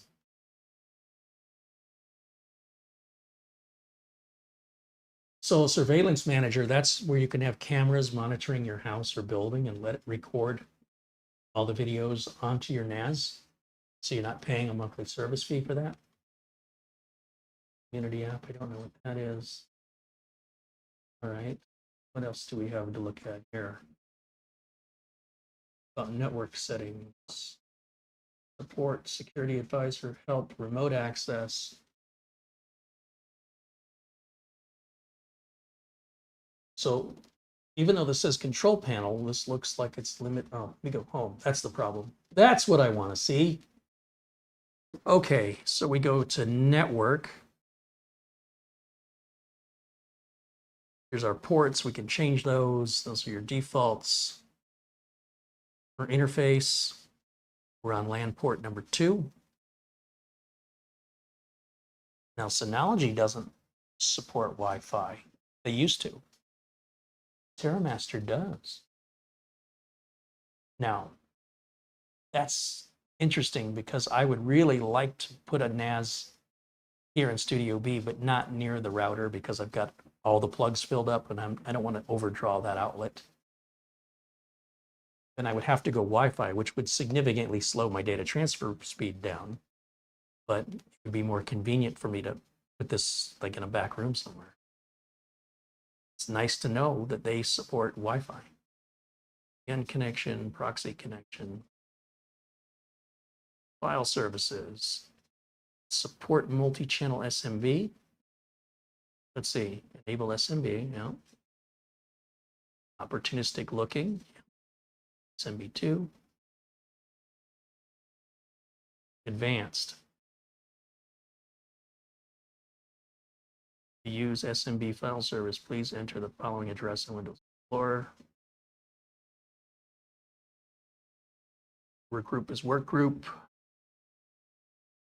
Don't see an option for SMB3 multi-channel. I wouldn't use it anyway, but would turn it on if it was there. I'm not using FTP. You could create your own FTP server. Our sync server. Web dev server. Discovery service. I definitely want to enable the Windows Discovery service. I'm glad that's checked by default.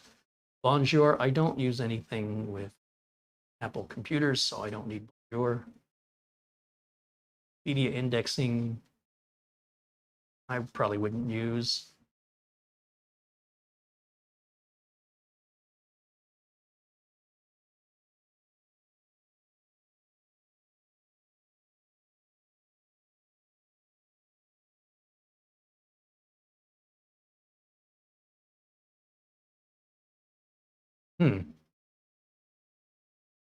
So if I go to the network, browse the network, I should see, oh, I got to turn the network service.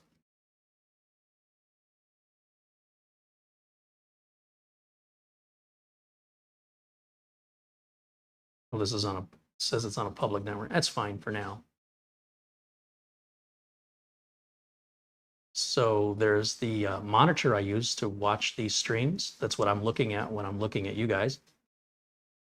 This looks like the desktop computer that we're using, and this looks like the TerraMaster NAS. I double click on that. Do I have any shares? Aha. So now it's asking for a password. I haven't set any of the users up on this. So we go back to the control panel home. I'll look into the multi-channel thing later. Of our storage pool.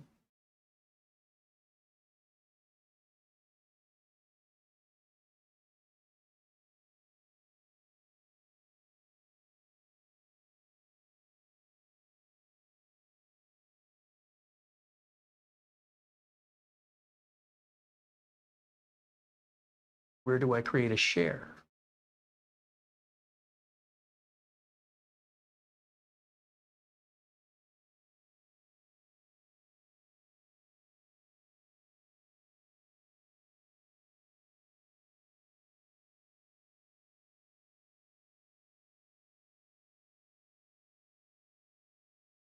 It's the delete button.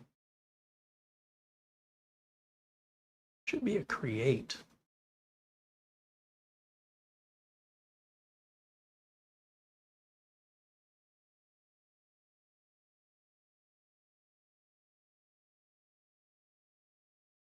Shared folder, public, not enabled. I want to enable that.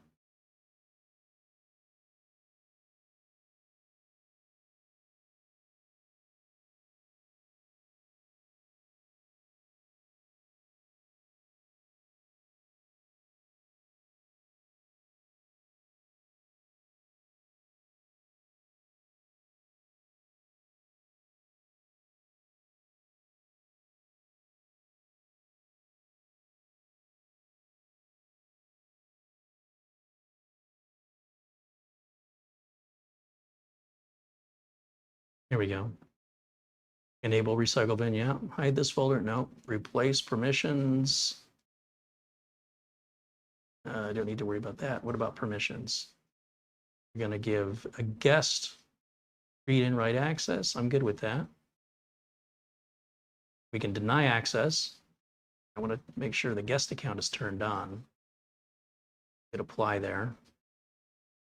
Still shows not enabled here. So let me go back and edit this again. A little bit different than what I'm used to, but I expected it to be.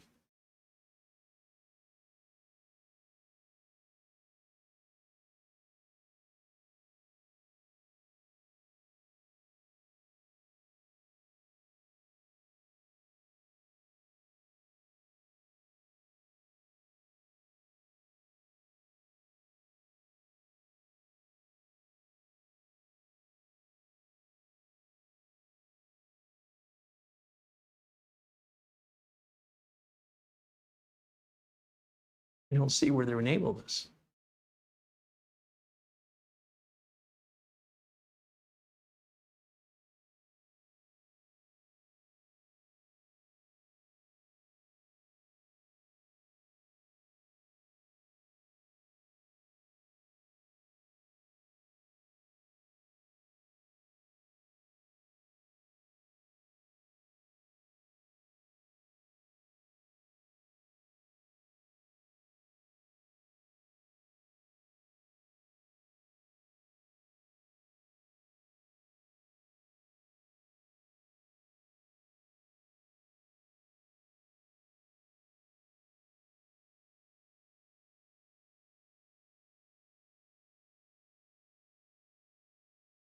Let's see. What am I missing in the chat room?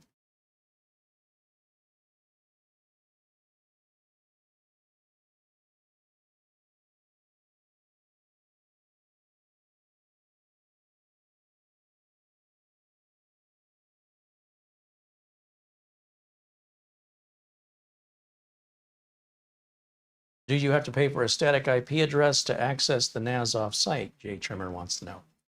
No, you use the static IP address assigned to your modem along with directing a specific port to the NAS and allowing that through the firewall, as you would for any device on your network that you want outside access to. Mad Malik wants to know, do you plan on hooking it up to a UPS in case of power loss? I do that for my clients. I personally do not use a UPS. I have never lost power here in Studio B ever. But for my clients, we do use a UPS, and we have to change the UPS every 3 to 4 years because the batteries fail. And the customers, you know, they don't believe that the UPS is bad after 4 years. They're like, hey, the light's still on, it's still working. I'm like, yeah, well, let's unplug the NAS from the wall, or not the NAS, let's unplug the UPS from the wall, and let's see how long the battery powers what's plugged into your UPS. It's supposed to last 15 to 20 minutes. And if it lasts like 10 seconds, it's your battery's dead. So even though the UPS doesn't tell you the battery's dead, the battery is effectively dead. And so you have to chalk out another 150, 200 bucks every 3 or 4 years to replace the NAS, or you've got to replace the battery and then recycle the old battery. It's a pain in the butt and it can get messy. So I don't enter into UPSs lightly. Same is true with a car battery. NAS UPSs use lead acid batteries the same as a car uses. So after a few years, you got to replace your car battery regardless of how often you use the car. So it's an ongoing thing you've got to maintain.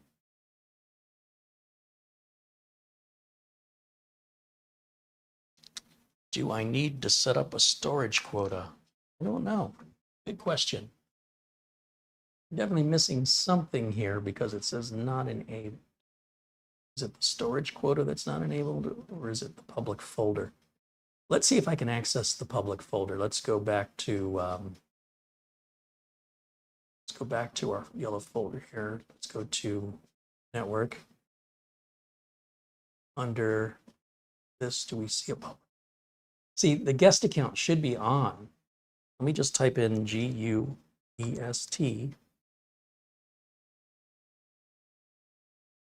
I'll type in GUEST again. I'm just making something up here.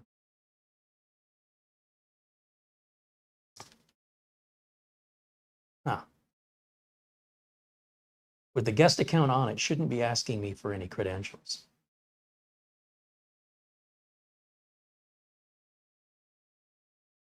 Oh, it says the guest is not enabled.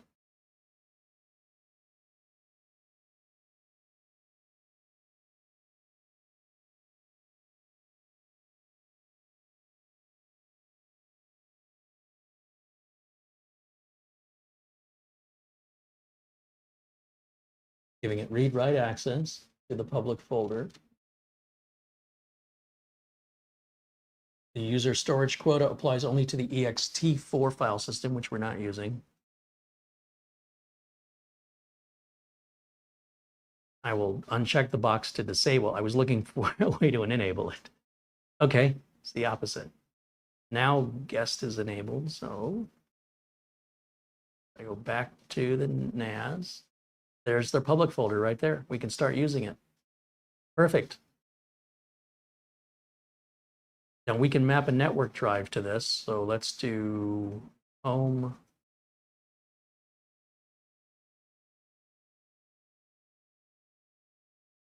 Let's do this. Let's close this out.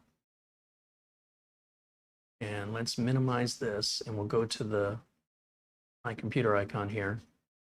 Under computer, choose map network drive. Oh, I have one mapped here. Let's remove this first. Let's disconnect this drive because we don't use that anymore. And then let's map a new network drive. And we'll browse to the NAS, select the public folder, click OK, reconnect it, sign in. This will be drive letter Z. So now it's like I've just added a 22 terabyte drive to this little teeny tiny mini PC here. So even though it's still synchronizing the new storage array that we've created, we can start using this right now.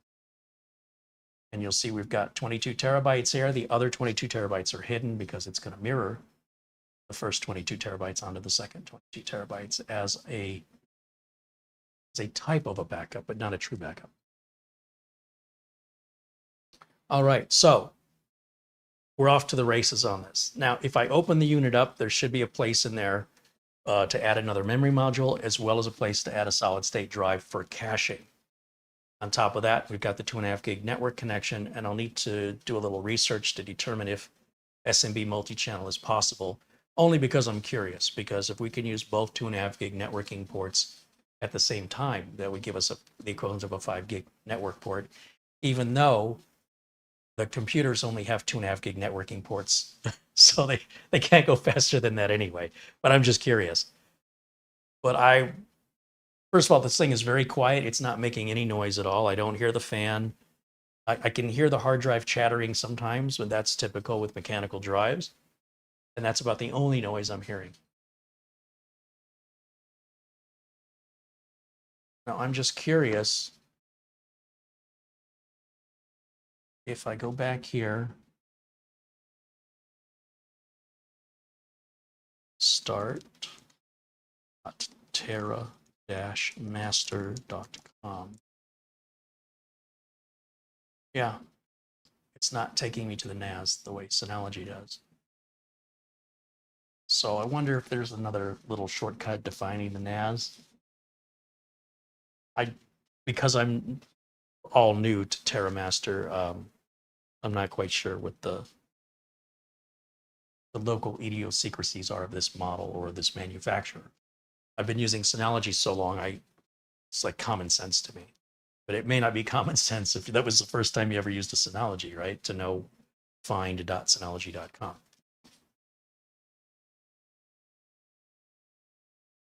Les Stevenson says, nice unit, Carey. TerraMaster has a winner. I like it.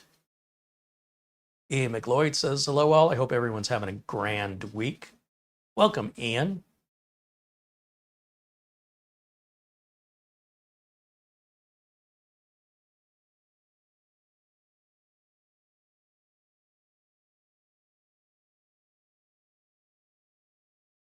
Jim KJ3N says, whenever you change OS environments, there's always a learning curve. moving from NetWare to Sigma NAS was completely different.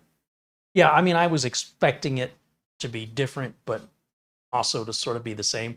I mean, if you compare this to the Synology operating system, it's very similar. I'm not sure what gives with the pug is the background picture. If anything, I could change that. Not a fan. That is an ugly dog. Is that even a dog? It's like a rat dog. Control panel.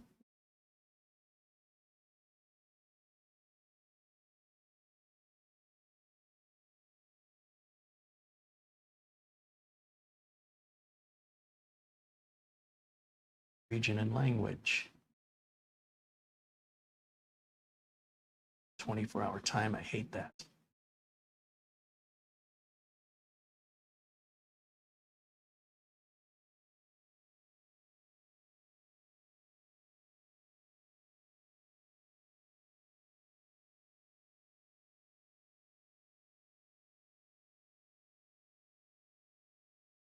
Okay, current TOS version. BIOS boot version. That's nice. Has it got an auto update feature?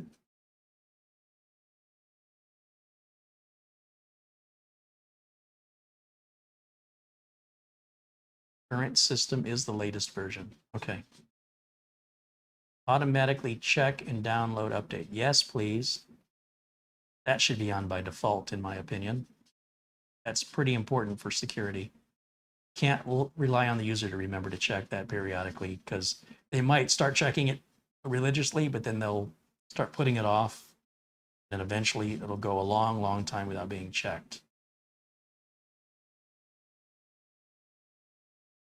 Automatically adjust speed according. So it's nice you got fan control. You can turn the buzzer off if it drives you nuts. Hard drive sleep mode. I've had a number of clients complaining with the Synology defaulting the drives to sleep. They can take a while to wake up. It might make sense to just set this to never. It may actually be less wear and tear on the drives. Although this isn't done to make the drives last longer. It's done to reduce power consumption. But I would set it to never. Where are we setting that wallpaper?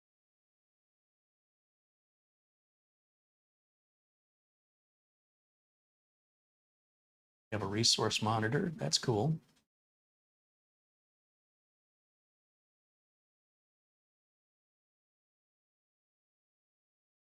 That's really cool. I like that.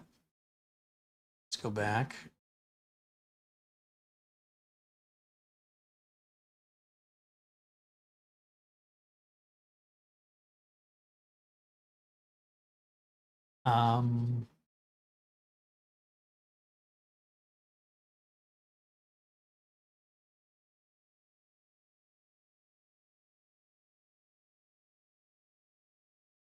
Somewhere in here, there should be a way to change that wallpaper. Maybe general settings, system.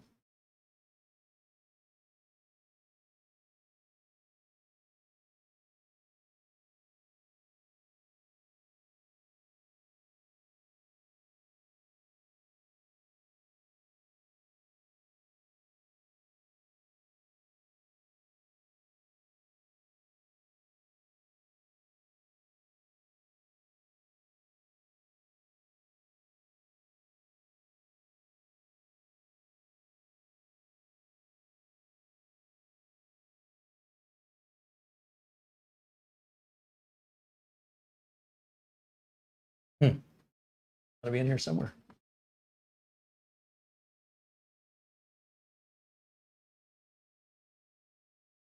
Found it. Just right click on the desktop and go to settings.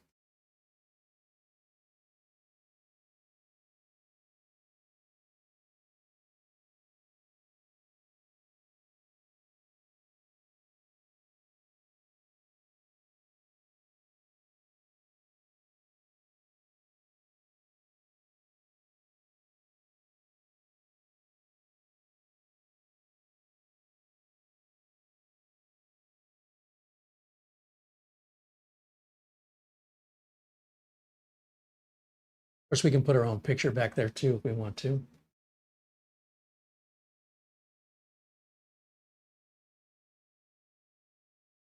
That's fairly intuitive. I can't fault him on that. It's very similar to Synology. It's eerily similar in so many ways. So that makes the learning curve a lot easier on me. And I also think Synology's got a winner with their graphical user interface. It makes sense for TerraMaster to be inspired by that, apparently, from what I'm looking at. I think Synology had it first. I could be mistaken, but I do believe Synology had it first. Regardless, I'm happy to see it. All right, so we're just at about 2 hours on this video, and I think this will be a good place to wrap it up. Let me go back over to camera 1 full screen. And whatever questions you have, this will be the time to ask. If you asked a question earlier and I haven't addressed it, it's because I haven't seen it. Go ahead and put your question in the chat again while I'm looking, and I'll do my best to provide an answer, or one of our many chat room participants may also provide you an answer as well. Lortant wants to check out the App Center. So I already went through the App Center. So when you play this back, I went through all the installed apps. I went from the top to the bottom, and then you can freeze frame it. Paul Garrett wants to know, do you ever need to defrag NAS drives? Well, defragmenting is not as important as it used to be. The reason we defragment drives, mechanical drives, we don't defragment NVMe drives, which the ASUS store, the Flash Store 6 and the Flash Store 12, which are NVMe NAS drives only, it doesn't take mechanical drives at all, it's not an option, has the option to defragment them. So it's almost like ASUS just ported over their operating system from their standard NAS and didn't take the defrag option out. There is no advantage. There's only a disadvantage to defragmenting solid state storage, and that is you wear your drives out sooner. There's no advantage to it. With a mechanical drive, there is a couple of advantages to defragmenting maybe once or twice a year. When the data on the drive is contiguous and the head of the drive doesn't have to dance all around 50 million times trying to load one file, it reduces the wear and tear on the drive. It also can make drive data recovery much more likely successful. When you send your drive to data recovery services, it's probably pretty well fragmented. So on top of the difficult task of trying to recover the data, it also has to piece it all back together from where all the little pieces are all over the platter. If the data is all in one piece and it's not broken up into pieces, the likelihood of recovery is greater. So by defragmenting the drive once or twice a year, I would probably say once a year, you reduce wear and tear on the drive by, making all of the data on the drive continuous. There's another word for it, not continuous. By default, the hard drive puts data wherever the first empty spot is, and it goes to the next empty spot, so the data gets broken up and fragmented. Contiguous, that's the word I wanted, contiguous. So what we're doing is we're taking all those pieces and clearing everything out of the way and putting all those pieces together in one contiguous piece. That means less wear and tear on the hard drive, but defragmenting is one of the most difficult, strenuous activities you can ask your hard drive to do. So you don't want to do it often. Otherwise, you're putting more wear and tear instead of saving wear and tear. So once, at the most twice a year, you could put it as a scheduled task in the operating system on this TerraMaster, on a Synology, probably on a QNAP, and you could say, every 6 months, defragment the drive at 1 o'clock in the morning or something when you're not around. Or once every 12 months, defragment the drive.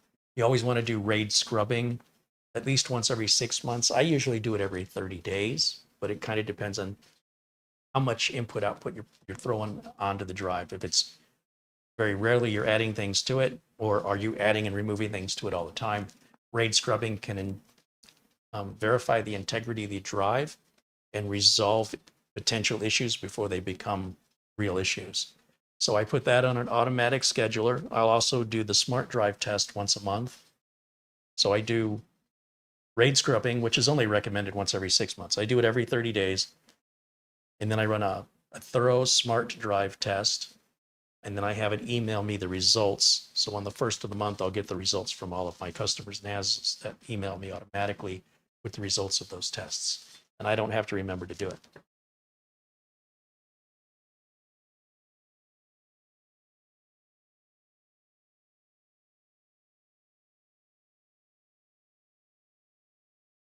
Jim KJ3N said he just posted a new video on his YouTube channel, and he's inviting everybody here that once we're done here, hop over to Jim KJ3N's YouTube channel and watch his latest video.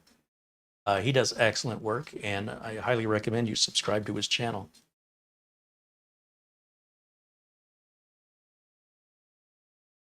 Eichmann says Windows 11 Pro is set to optimize weekly. I believe it trims the SSD drives.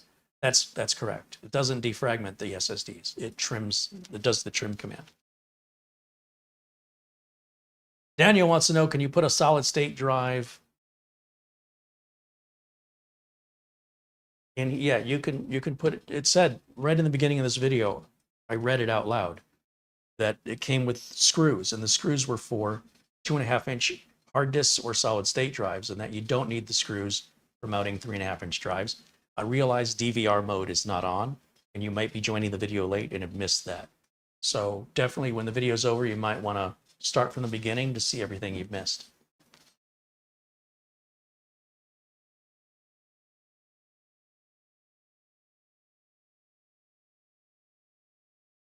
Terrell Cochran says on SSDs, you trim the drives, not defragment them. That is correct, Terrell.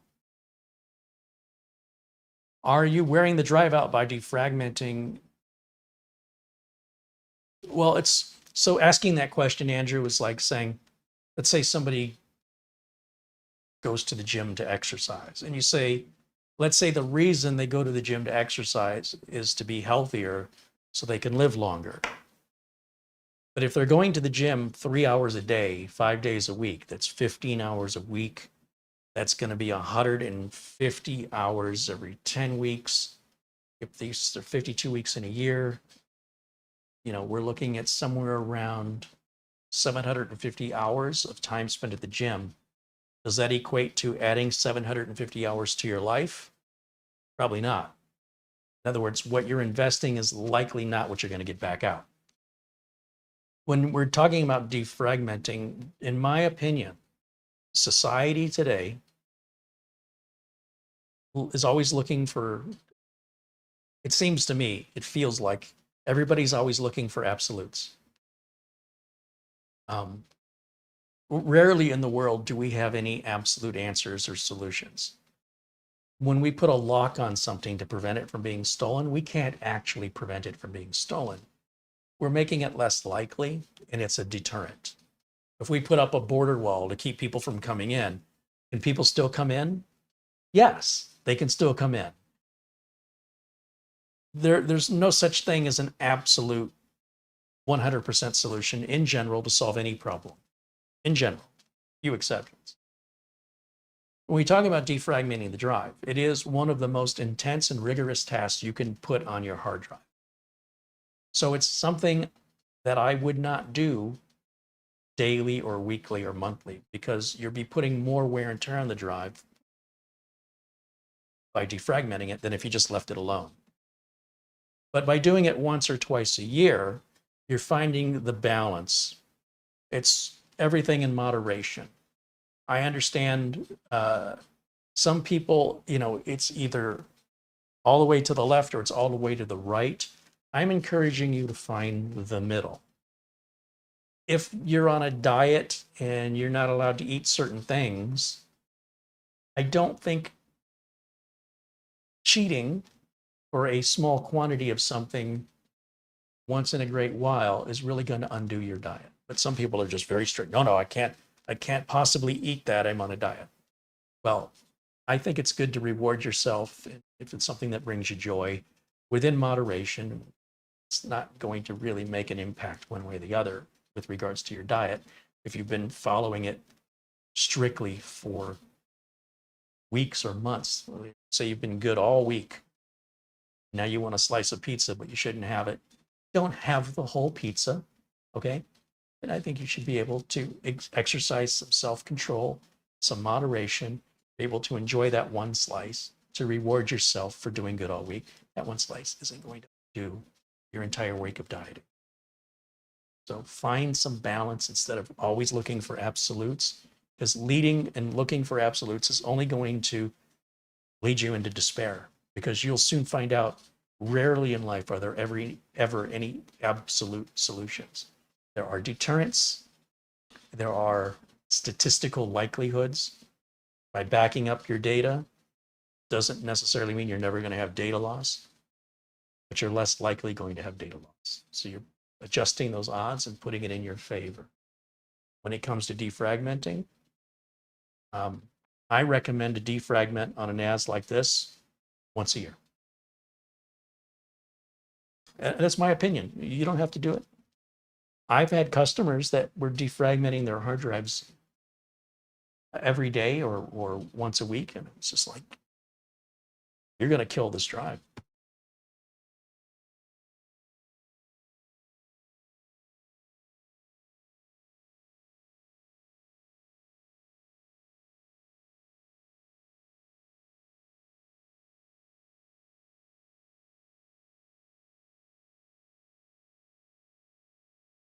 Andrew says defragmenting frequently is not helping the life of your mechanical drive. Correct. But not defragmenting at all is also not helping the life of your mechanical drive.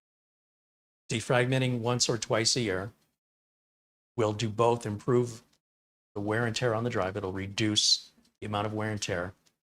The drive won't have to work as hard to get your data. It won't generate as much heat.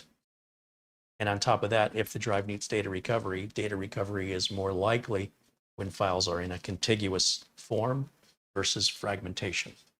So over time, the files start getting fragmented again. So if you go and you're defragmenting once a year and you get to day 360 and the drive fails, it's probably all fragmented, you know what I mean? But what are the odds of that? If you just defragmented it a couple weeks ago and the drive fails, the likelihood of data recovery because it's contiguous is far greater because you did that. At the end of the day, there's no rules here. There's no laws. You do what you want to do. It's your data. It doesn't matter to me or to anybody else in the chat room or anybody else in the world what you choose to do.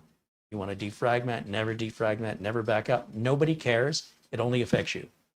At the end of the day, I strongly recommend you take care of yourself. I'll take care of myself. I'm not going to tell other people what to do. Other people shouldn't tell other people what to do. Unless you're their authority or you're their boss, all we can do is advise. And at the end of the day, people can't say, you know, if they don't take the advice and something bad happens, they can't say they didn't know. They know exactly what to expect. Once we give them the knowledge, they make their decision. The consequences of their decision or the benefits of their decision make no impact on anybody else but them.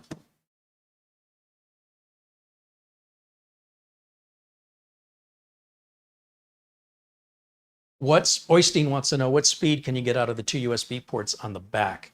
I think those are 5 gigabit per second USB ports.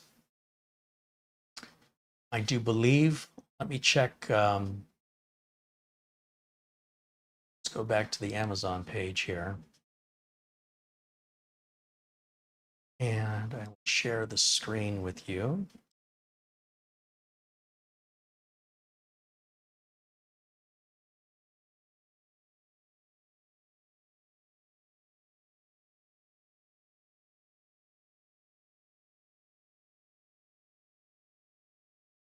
That's usually identified somewhere in the specifications. Yes. The NAS server supports up to 5 gigabits per second under link aggregation. Oh, okay, that's still talking about the network ports.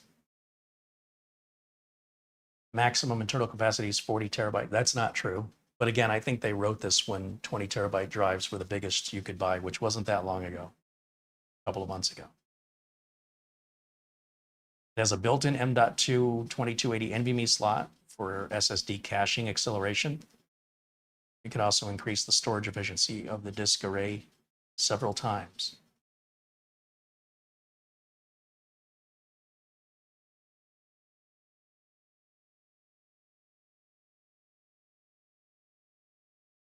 TRAID, I think, is like Synology hybrid RAID. It's their own RAID array. I would recommend using it.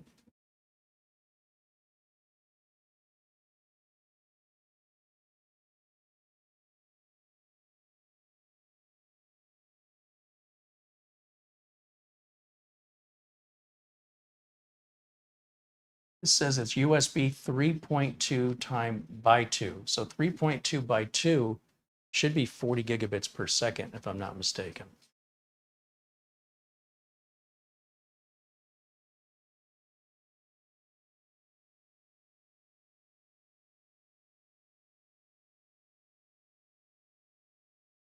Power consumption is 22 watt for access, 11 watts in hibernation.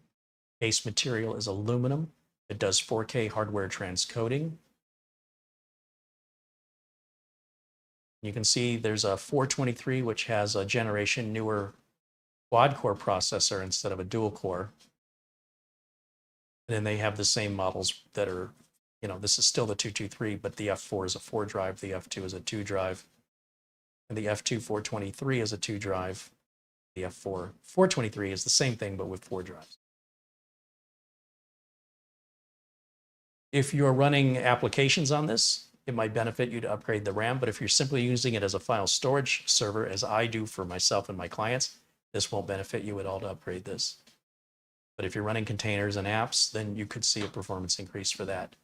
Overall, this is much better than I was expecting it to be. If I'm honest, I was kind of, I've heard a lot of rumors over the years about TerraMaster, and I've seen they had, I want to say it was TerraMaster that had NASs that were USB NASs, not network NASs, which I just despise those.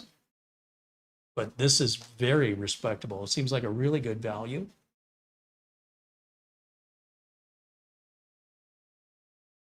Yeah, but it shows USB 3.2 by 2. If we go back to their homepage,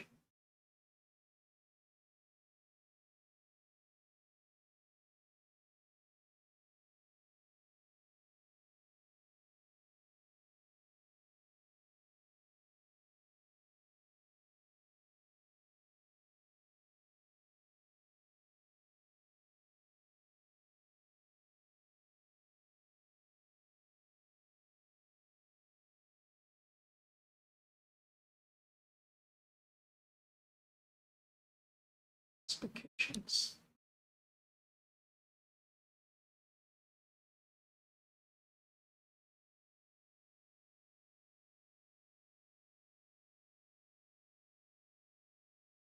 It's saying 10 gigabits per second here.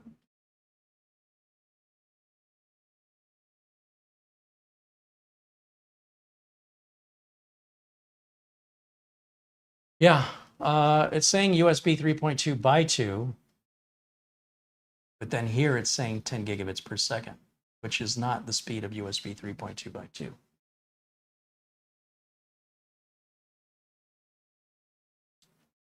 USB 3.2 times 2 spec.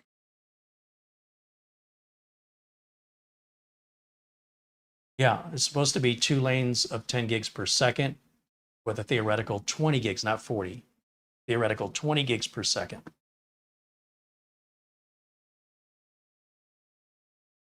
But that's Gen 2 times 2. This said USB 3.2 times 2. It didn't say Gen 2. There's Gen 1 and there's Gen 2. That's a fair question. I don't know the answer to it exactly. I've never ever used the USB port on a NAS because unless I'm hooking up like on the Synology, I was doing, there's 2 times I've used a USB port on a NAS. One is to plug in a a UPS so that the UPS can communicate with the NAS and have it shut down if there's a power outage. And the other one was to do the 2.5 gig network upgrade on Synology, and that turned out to be real flaky and can't recommend it. Not real stable. As a home user, it's fine, but in business, it's not good enough for my needs, which is why I'm looking to replace those Synologies for those clients.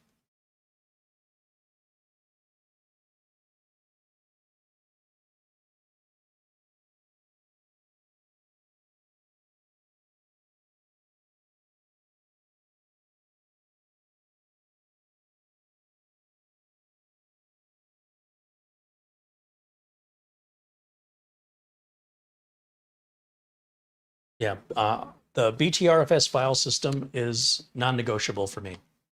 I've been burned way too many times by ext4 data corruptions. I'm done with it. I am so done with it. I never want to touch another ext4 ever again. B-tree file system is so much better. Do your research on it, read about all the improvements, and then kick yourself in the butt for not using it. It's faster, it's more efficient, it's way, way more reliable. Data corruption on B-tree file systems almost never happen.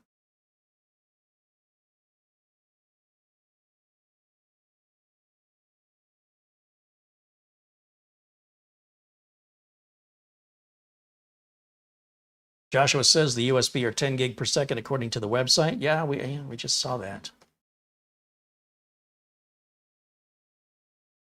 The spec sheet says it's USB 3.1 10 gig, but this says it's USB 3.2. I don't know if we have any specs here. We can always email them for clarification. I'm sure they'd be more than happy to answer it. It does look like there is some discrepancy. You know, the technology moves so quickly. A lot of times they're simply copying and pasting specifications from previous model and might have overlooked that.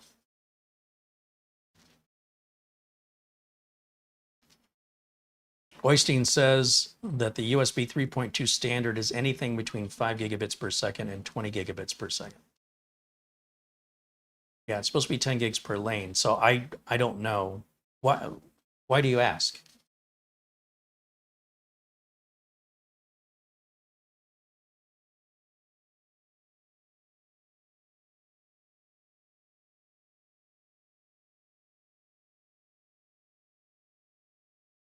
Oystein says USB 3.2 Gen 1 is 5 gigabits per second. The new USB 3.2 Gen 1 times 2, or USB 3.2 Gen 2 times 1, is 10 gigabits per second.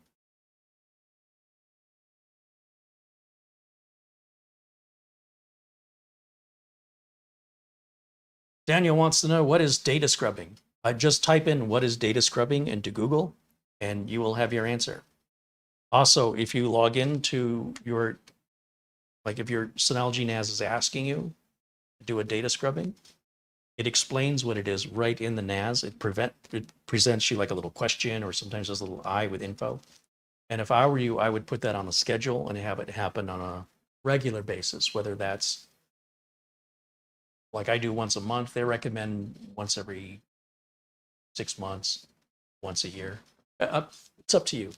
But data scrubbing, and to just make it very simplified, it's just verifying the integrity of all the files, verify that nothing's corrupt, and it has the ability, especially with the B-tree file system, to correct any errors, and you can fix files that aren't that are effectively corrupted. It can automatically fix those corrupted files before they actually become a problem. So highly recommended to do data scrubbing at least once a year. I do it once a month. I have it on a scheduled task to perform in the middle of the night when nobody's using the NAS. But for a more thorough explanation, just Google exactly that. What is data scrubbing? And then you can read about it to your heart's content at various websites with various different explanations. It's all the same definition, but some people have a better way of explaining it than other people. And some people asking the question only want the gist, and other people want all the nuts and bolts. So since I don't know which one you're looking for, I'm going to refer you to Google on that one.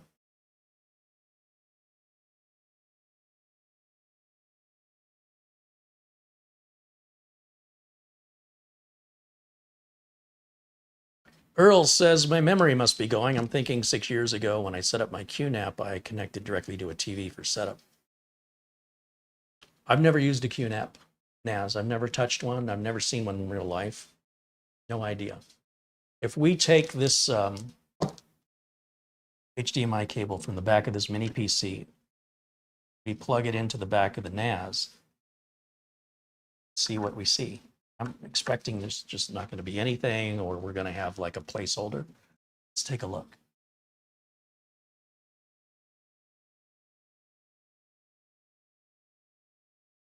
Okay, so that's what we get right there. That's not real useful to me. I don't know what you can make of that, but that's clearly not a desktop operating system for us.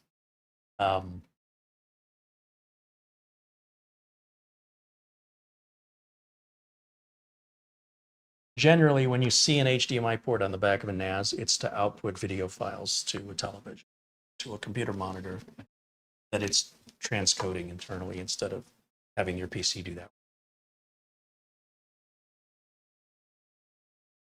Hoisteen says that's a really nice HDMI log. Douglas Burchell says hello. Hey, welcome in, Douglas. Hoisteen provides a link from Synology discussing data scrubbing. Thank you for that, Hoisteen. See, I mentioned we have some very knowledgeable users here in our community that can provide you links and answers beyond what I offer. And sometimes their links and answers can be more thorough, or quite often more accurate than mine. I tend to generalize things. I try to make things as simple as possible. And then for the people who really want those nuts and bolts, that minutia, that nitty gritty, I'll let them kind of do that on their own. I'm trying to appeal to a general audience. So I try to keep the information as simplified and as digestible as possible in plain English. Some topics we get into the nitty gritty of, and we start losing viewers because their eyes glaze over and it just becomes like you and I talking and we're ignoring 300 other people. So I'm trying to avoid real technical discussions like that, but I will definitely point you in the right direction for where you could go to glean that information if it's so desirable to you. I imagine most viewers don't care. They get it. It's important. You should do it once a year. Beyond that, I don't think most people really care. But I am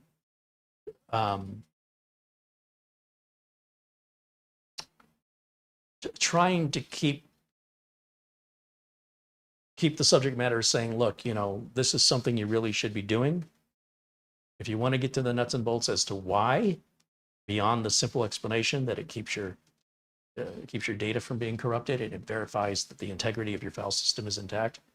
If that's not a good enough answer, there are plenty of very technical answers online.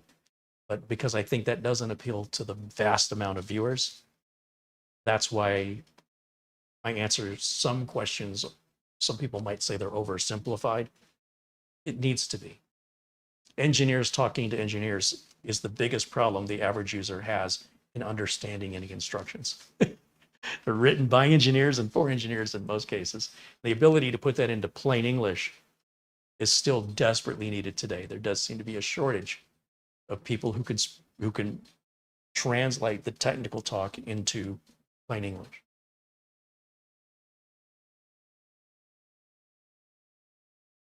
So what I do on all of my clients in my own Synology NAS is I set up 3 automated tasks. One is I will do the RAID scrubbing every 30 days. I'll do the thorough smart drive test every 30 days. And I will empty the recycle bin. If you never empty a recycle, if you've turned the recycle bin feature on, it never empties unless you specifically manually go in and empty it, or you create an automated task. I found this out because about 2 years after I installed a Synology NAS for one of my customers, they were running out of space on the NAS, but they were only using 10% of the space. So it's like, hold on a minute. We've got 300 gigs of data and we've got 3 terabytes of storage or something. Like they're just but it says we're running out of room. It says there's only 10% of space available. Where is it? So I logged in to the Synology NAS, and I was looking at the storage array, and I saw that the recycle bin hadn't been emptied since the day I set it up. So when I went to empty the recycle bin, it ran for 6 hours. It freed up like 29 terabytes. It may not have been that much. It would have been like 2 terabytes, 3 terabytes. I don't remember. It was terabytes, whatever it was. And then they were back to having 90% of the space free instead of like 10% of the space. It was maddening. And it happened because they were instead of backing the NAS up to an external drive, the external drive they were backing up to through USB, it failed or it got full. And so the customer's employee decided, I'll just back up to the NAS. So they were putting a copy of the NAS in a folder on the NAS, and they were doing that like every single day. So the initial call was, why is my network so slow? It's like taking forever. And I log in remotely and I see all this network traffic, and I'm tracing it back to figure out where it's coming from. And it's this employee who didn't know any better, and they were just recursively putting a backup folder inside of a backup folder inside of a backup folder inside of a backup folder. It created all this network traffic, slowed the entire network down, and it filled up the NAS, all the empty space. And so when I deleted it, it all went into the recycle bin. So the NAS didn't show any more available space. And then I logged into, or went in to look at the recycle bin stat, and realized I have to empty the recycle bin manually, or I have to set it up as a scheduled task. So if you've enabled the recycle bin on your NAS and you have never emptied it,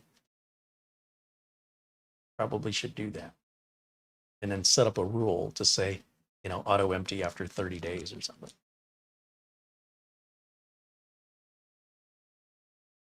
Yeah, when it started emptying the recycle bin, I was like, call me tomorrow. I disconnected. I was doing this all remotely, the customers in California. And I said, we're not going to sit here and stare at this. Just give me a call tomorrow when you're back at the office, and we'll pick it up from there. It should be done. And then I set up a rule. He had a talk with his employee.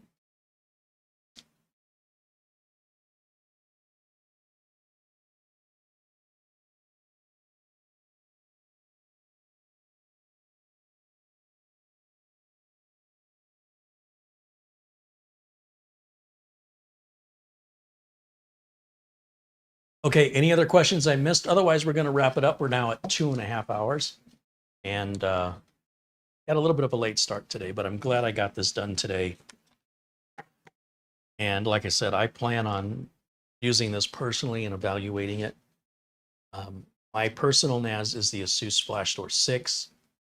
It's been a little flaky on some things, but it had been wanting an update. I didn't realize it. And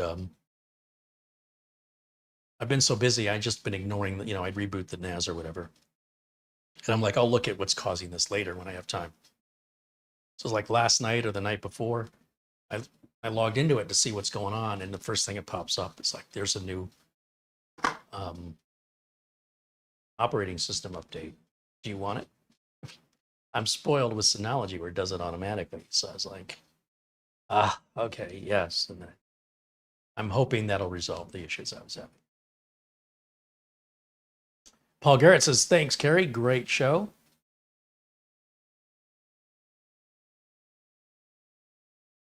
Andy Kane wants to know if there's anything similar to data scrubbing on servers. I don't work on servers, so I wouldn't know, but maybe somebody in the chat can answer that. Oystein says, thanks to you, Carey. It's a really nice and affordable device with nice features. I'm impressed, Oystein. I mean, I had my expectations and my sights set a little lower with TerraMaster just because of some things I've read in the past online. But I don't think this is your dad's TerraMaster. I think this is a very modern, respectable company that should be considered if you're going to buy a NAS and you want to get more bang for your buck. You got to stay away from the big brands, period. Stay away from them. Your two big brands in that are QNAP and Synology. And then I would put ASUS in there as well. And then I would put TerraMaster sort of at the bottom. But I'm not quite sure putting TerraMaster at the bottom is a fair place for them to be. Looking at what I'm and experiencing on this current model, and then weighing it against Synology's latest model, this is cheaper and offers me the SSD caching. It may not have as many apps to choose from as Synology does, but I don't use any of them, so I don't care. And all of the main common popular apps are shared amongst QNAP and Synology, ASUS, and TerraMaster. They all have the same basic apps. It's just when we get into some of the specialty things that might differentiate one manufacturer from another, and that might be important to you to have that niche app. Like I said, I don't use any apps ever on any of my NASs, whether it's from ASUS or Synology or even on this TerraMaster. I will not use any of the apps. It's strictly a file sharing device for the network. And that's just me. That's just how I use it. So it's not like I'm going to miss any of the apps between Synology and, because Synology has more to pick from. But TerraMaster is continually growing. I don't know that Synology is growing. That's the thing, where we're seeing evolution from TerraMaster. I'm not really seeing much evolution from Synology the last 3 years. It doesn't make any sense to me. It doesn't seem justifiable why Synology has basically shut down their whole research and development, and they're just sticking with what they already know, and they're not leading by example. Instead, they're just kind of towing the line. So despite how much I like Synology, until Synology comes back to take their place, it's left the door wide open for somebody like TerraMaster to shine. And shine they are. Good on TerraMaster for taking advantage of this opportunity. And if you're in the market for a NAS and you don't want to spend as much as Synology costs, and you want the 2.5 gig networking and the caching ability on what is essentially an entry-level NAS that can be upgraded to 32 gigs of RAM with a more modern processor than Synology uses on their equivalent, for less money, why not buy the TerraMaster? And then as for these renewed drives from Amazon, we'll just have to wait and see how they perform. Like I said, I've never seen a bad Seagate Iron Wolf drive except for that 3 terabyte drives that was many years ago. All of the Iron Wolf drives I've used for myself, all of my clients, I've never seen one fail. If one's going to fail, is it going to be one of the renewed ones? Time will tell. But I've got a RAID 1 array, so as long as they both don't fail on the same day, it's a minor inconvenience to send it in for warranty repair, or it actually be a replacement. So yeah, check my email here one more time, and I'm going to say thank you once again to everybody who's contributed during today's live stream.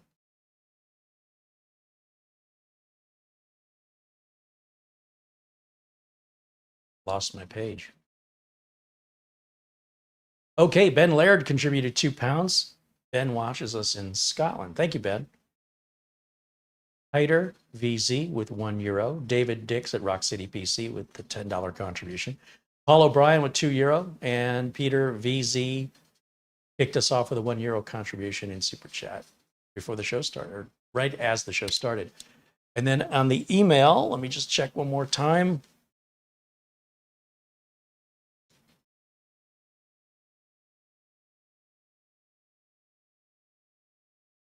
Somebody named Abdul Wahed El Garani sent $4.06 via PayPal to thank me for the video on the Zulu XR1 that I posted or reposted yesterday. So thank you for that. And that's it. That's all I have. Thank you for watching. Thanks to Camera Girl, who's not here today, but she set up the thumbnail and all the video description and everything for today's video. Thanks to all of my members for being members and supporting this channel. I sold almost half of the computers, so I'll be busy getting those all prepped and shipped out. There's still like 6 left. So if you were interested in buying one of these machines from me, reach out to me an email. You must be in the United States. I have a couple of 9th gen and a couple of 10th gen systems. Tomorrow, I plan on doing a new computer build. See, no sooner than they get sold, time to start building some new ones. I've got an 11900K board that's been sitting around. I think I'm going to use that and build into the new Johnsbro case. And I've got 2 versions of the Johnsbro case, the smaller micro ATX version and the fuller size ATX version. And I'll show them both to you tomorrow during our Friday broadcast. We also have a video update from Mitch in Vietnam. So tune in tomorrow at 1 o'clock to see that. I will be live, as I am every Friday at 1 p.m. Pacific time. I hope you will join me then.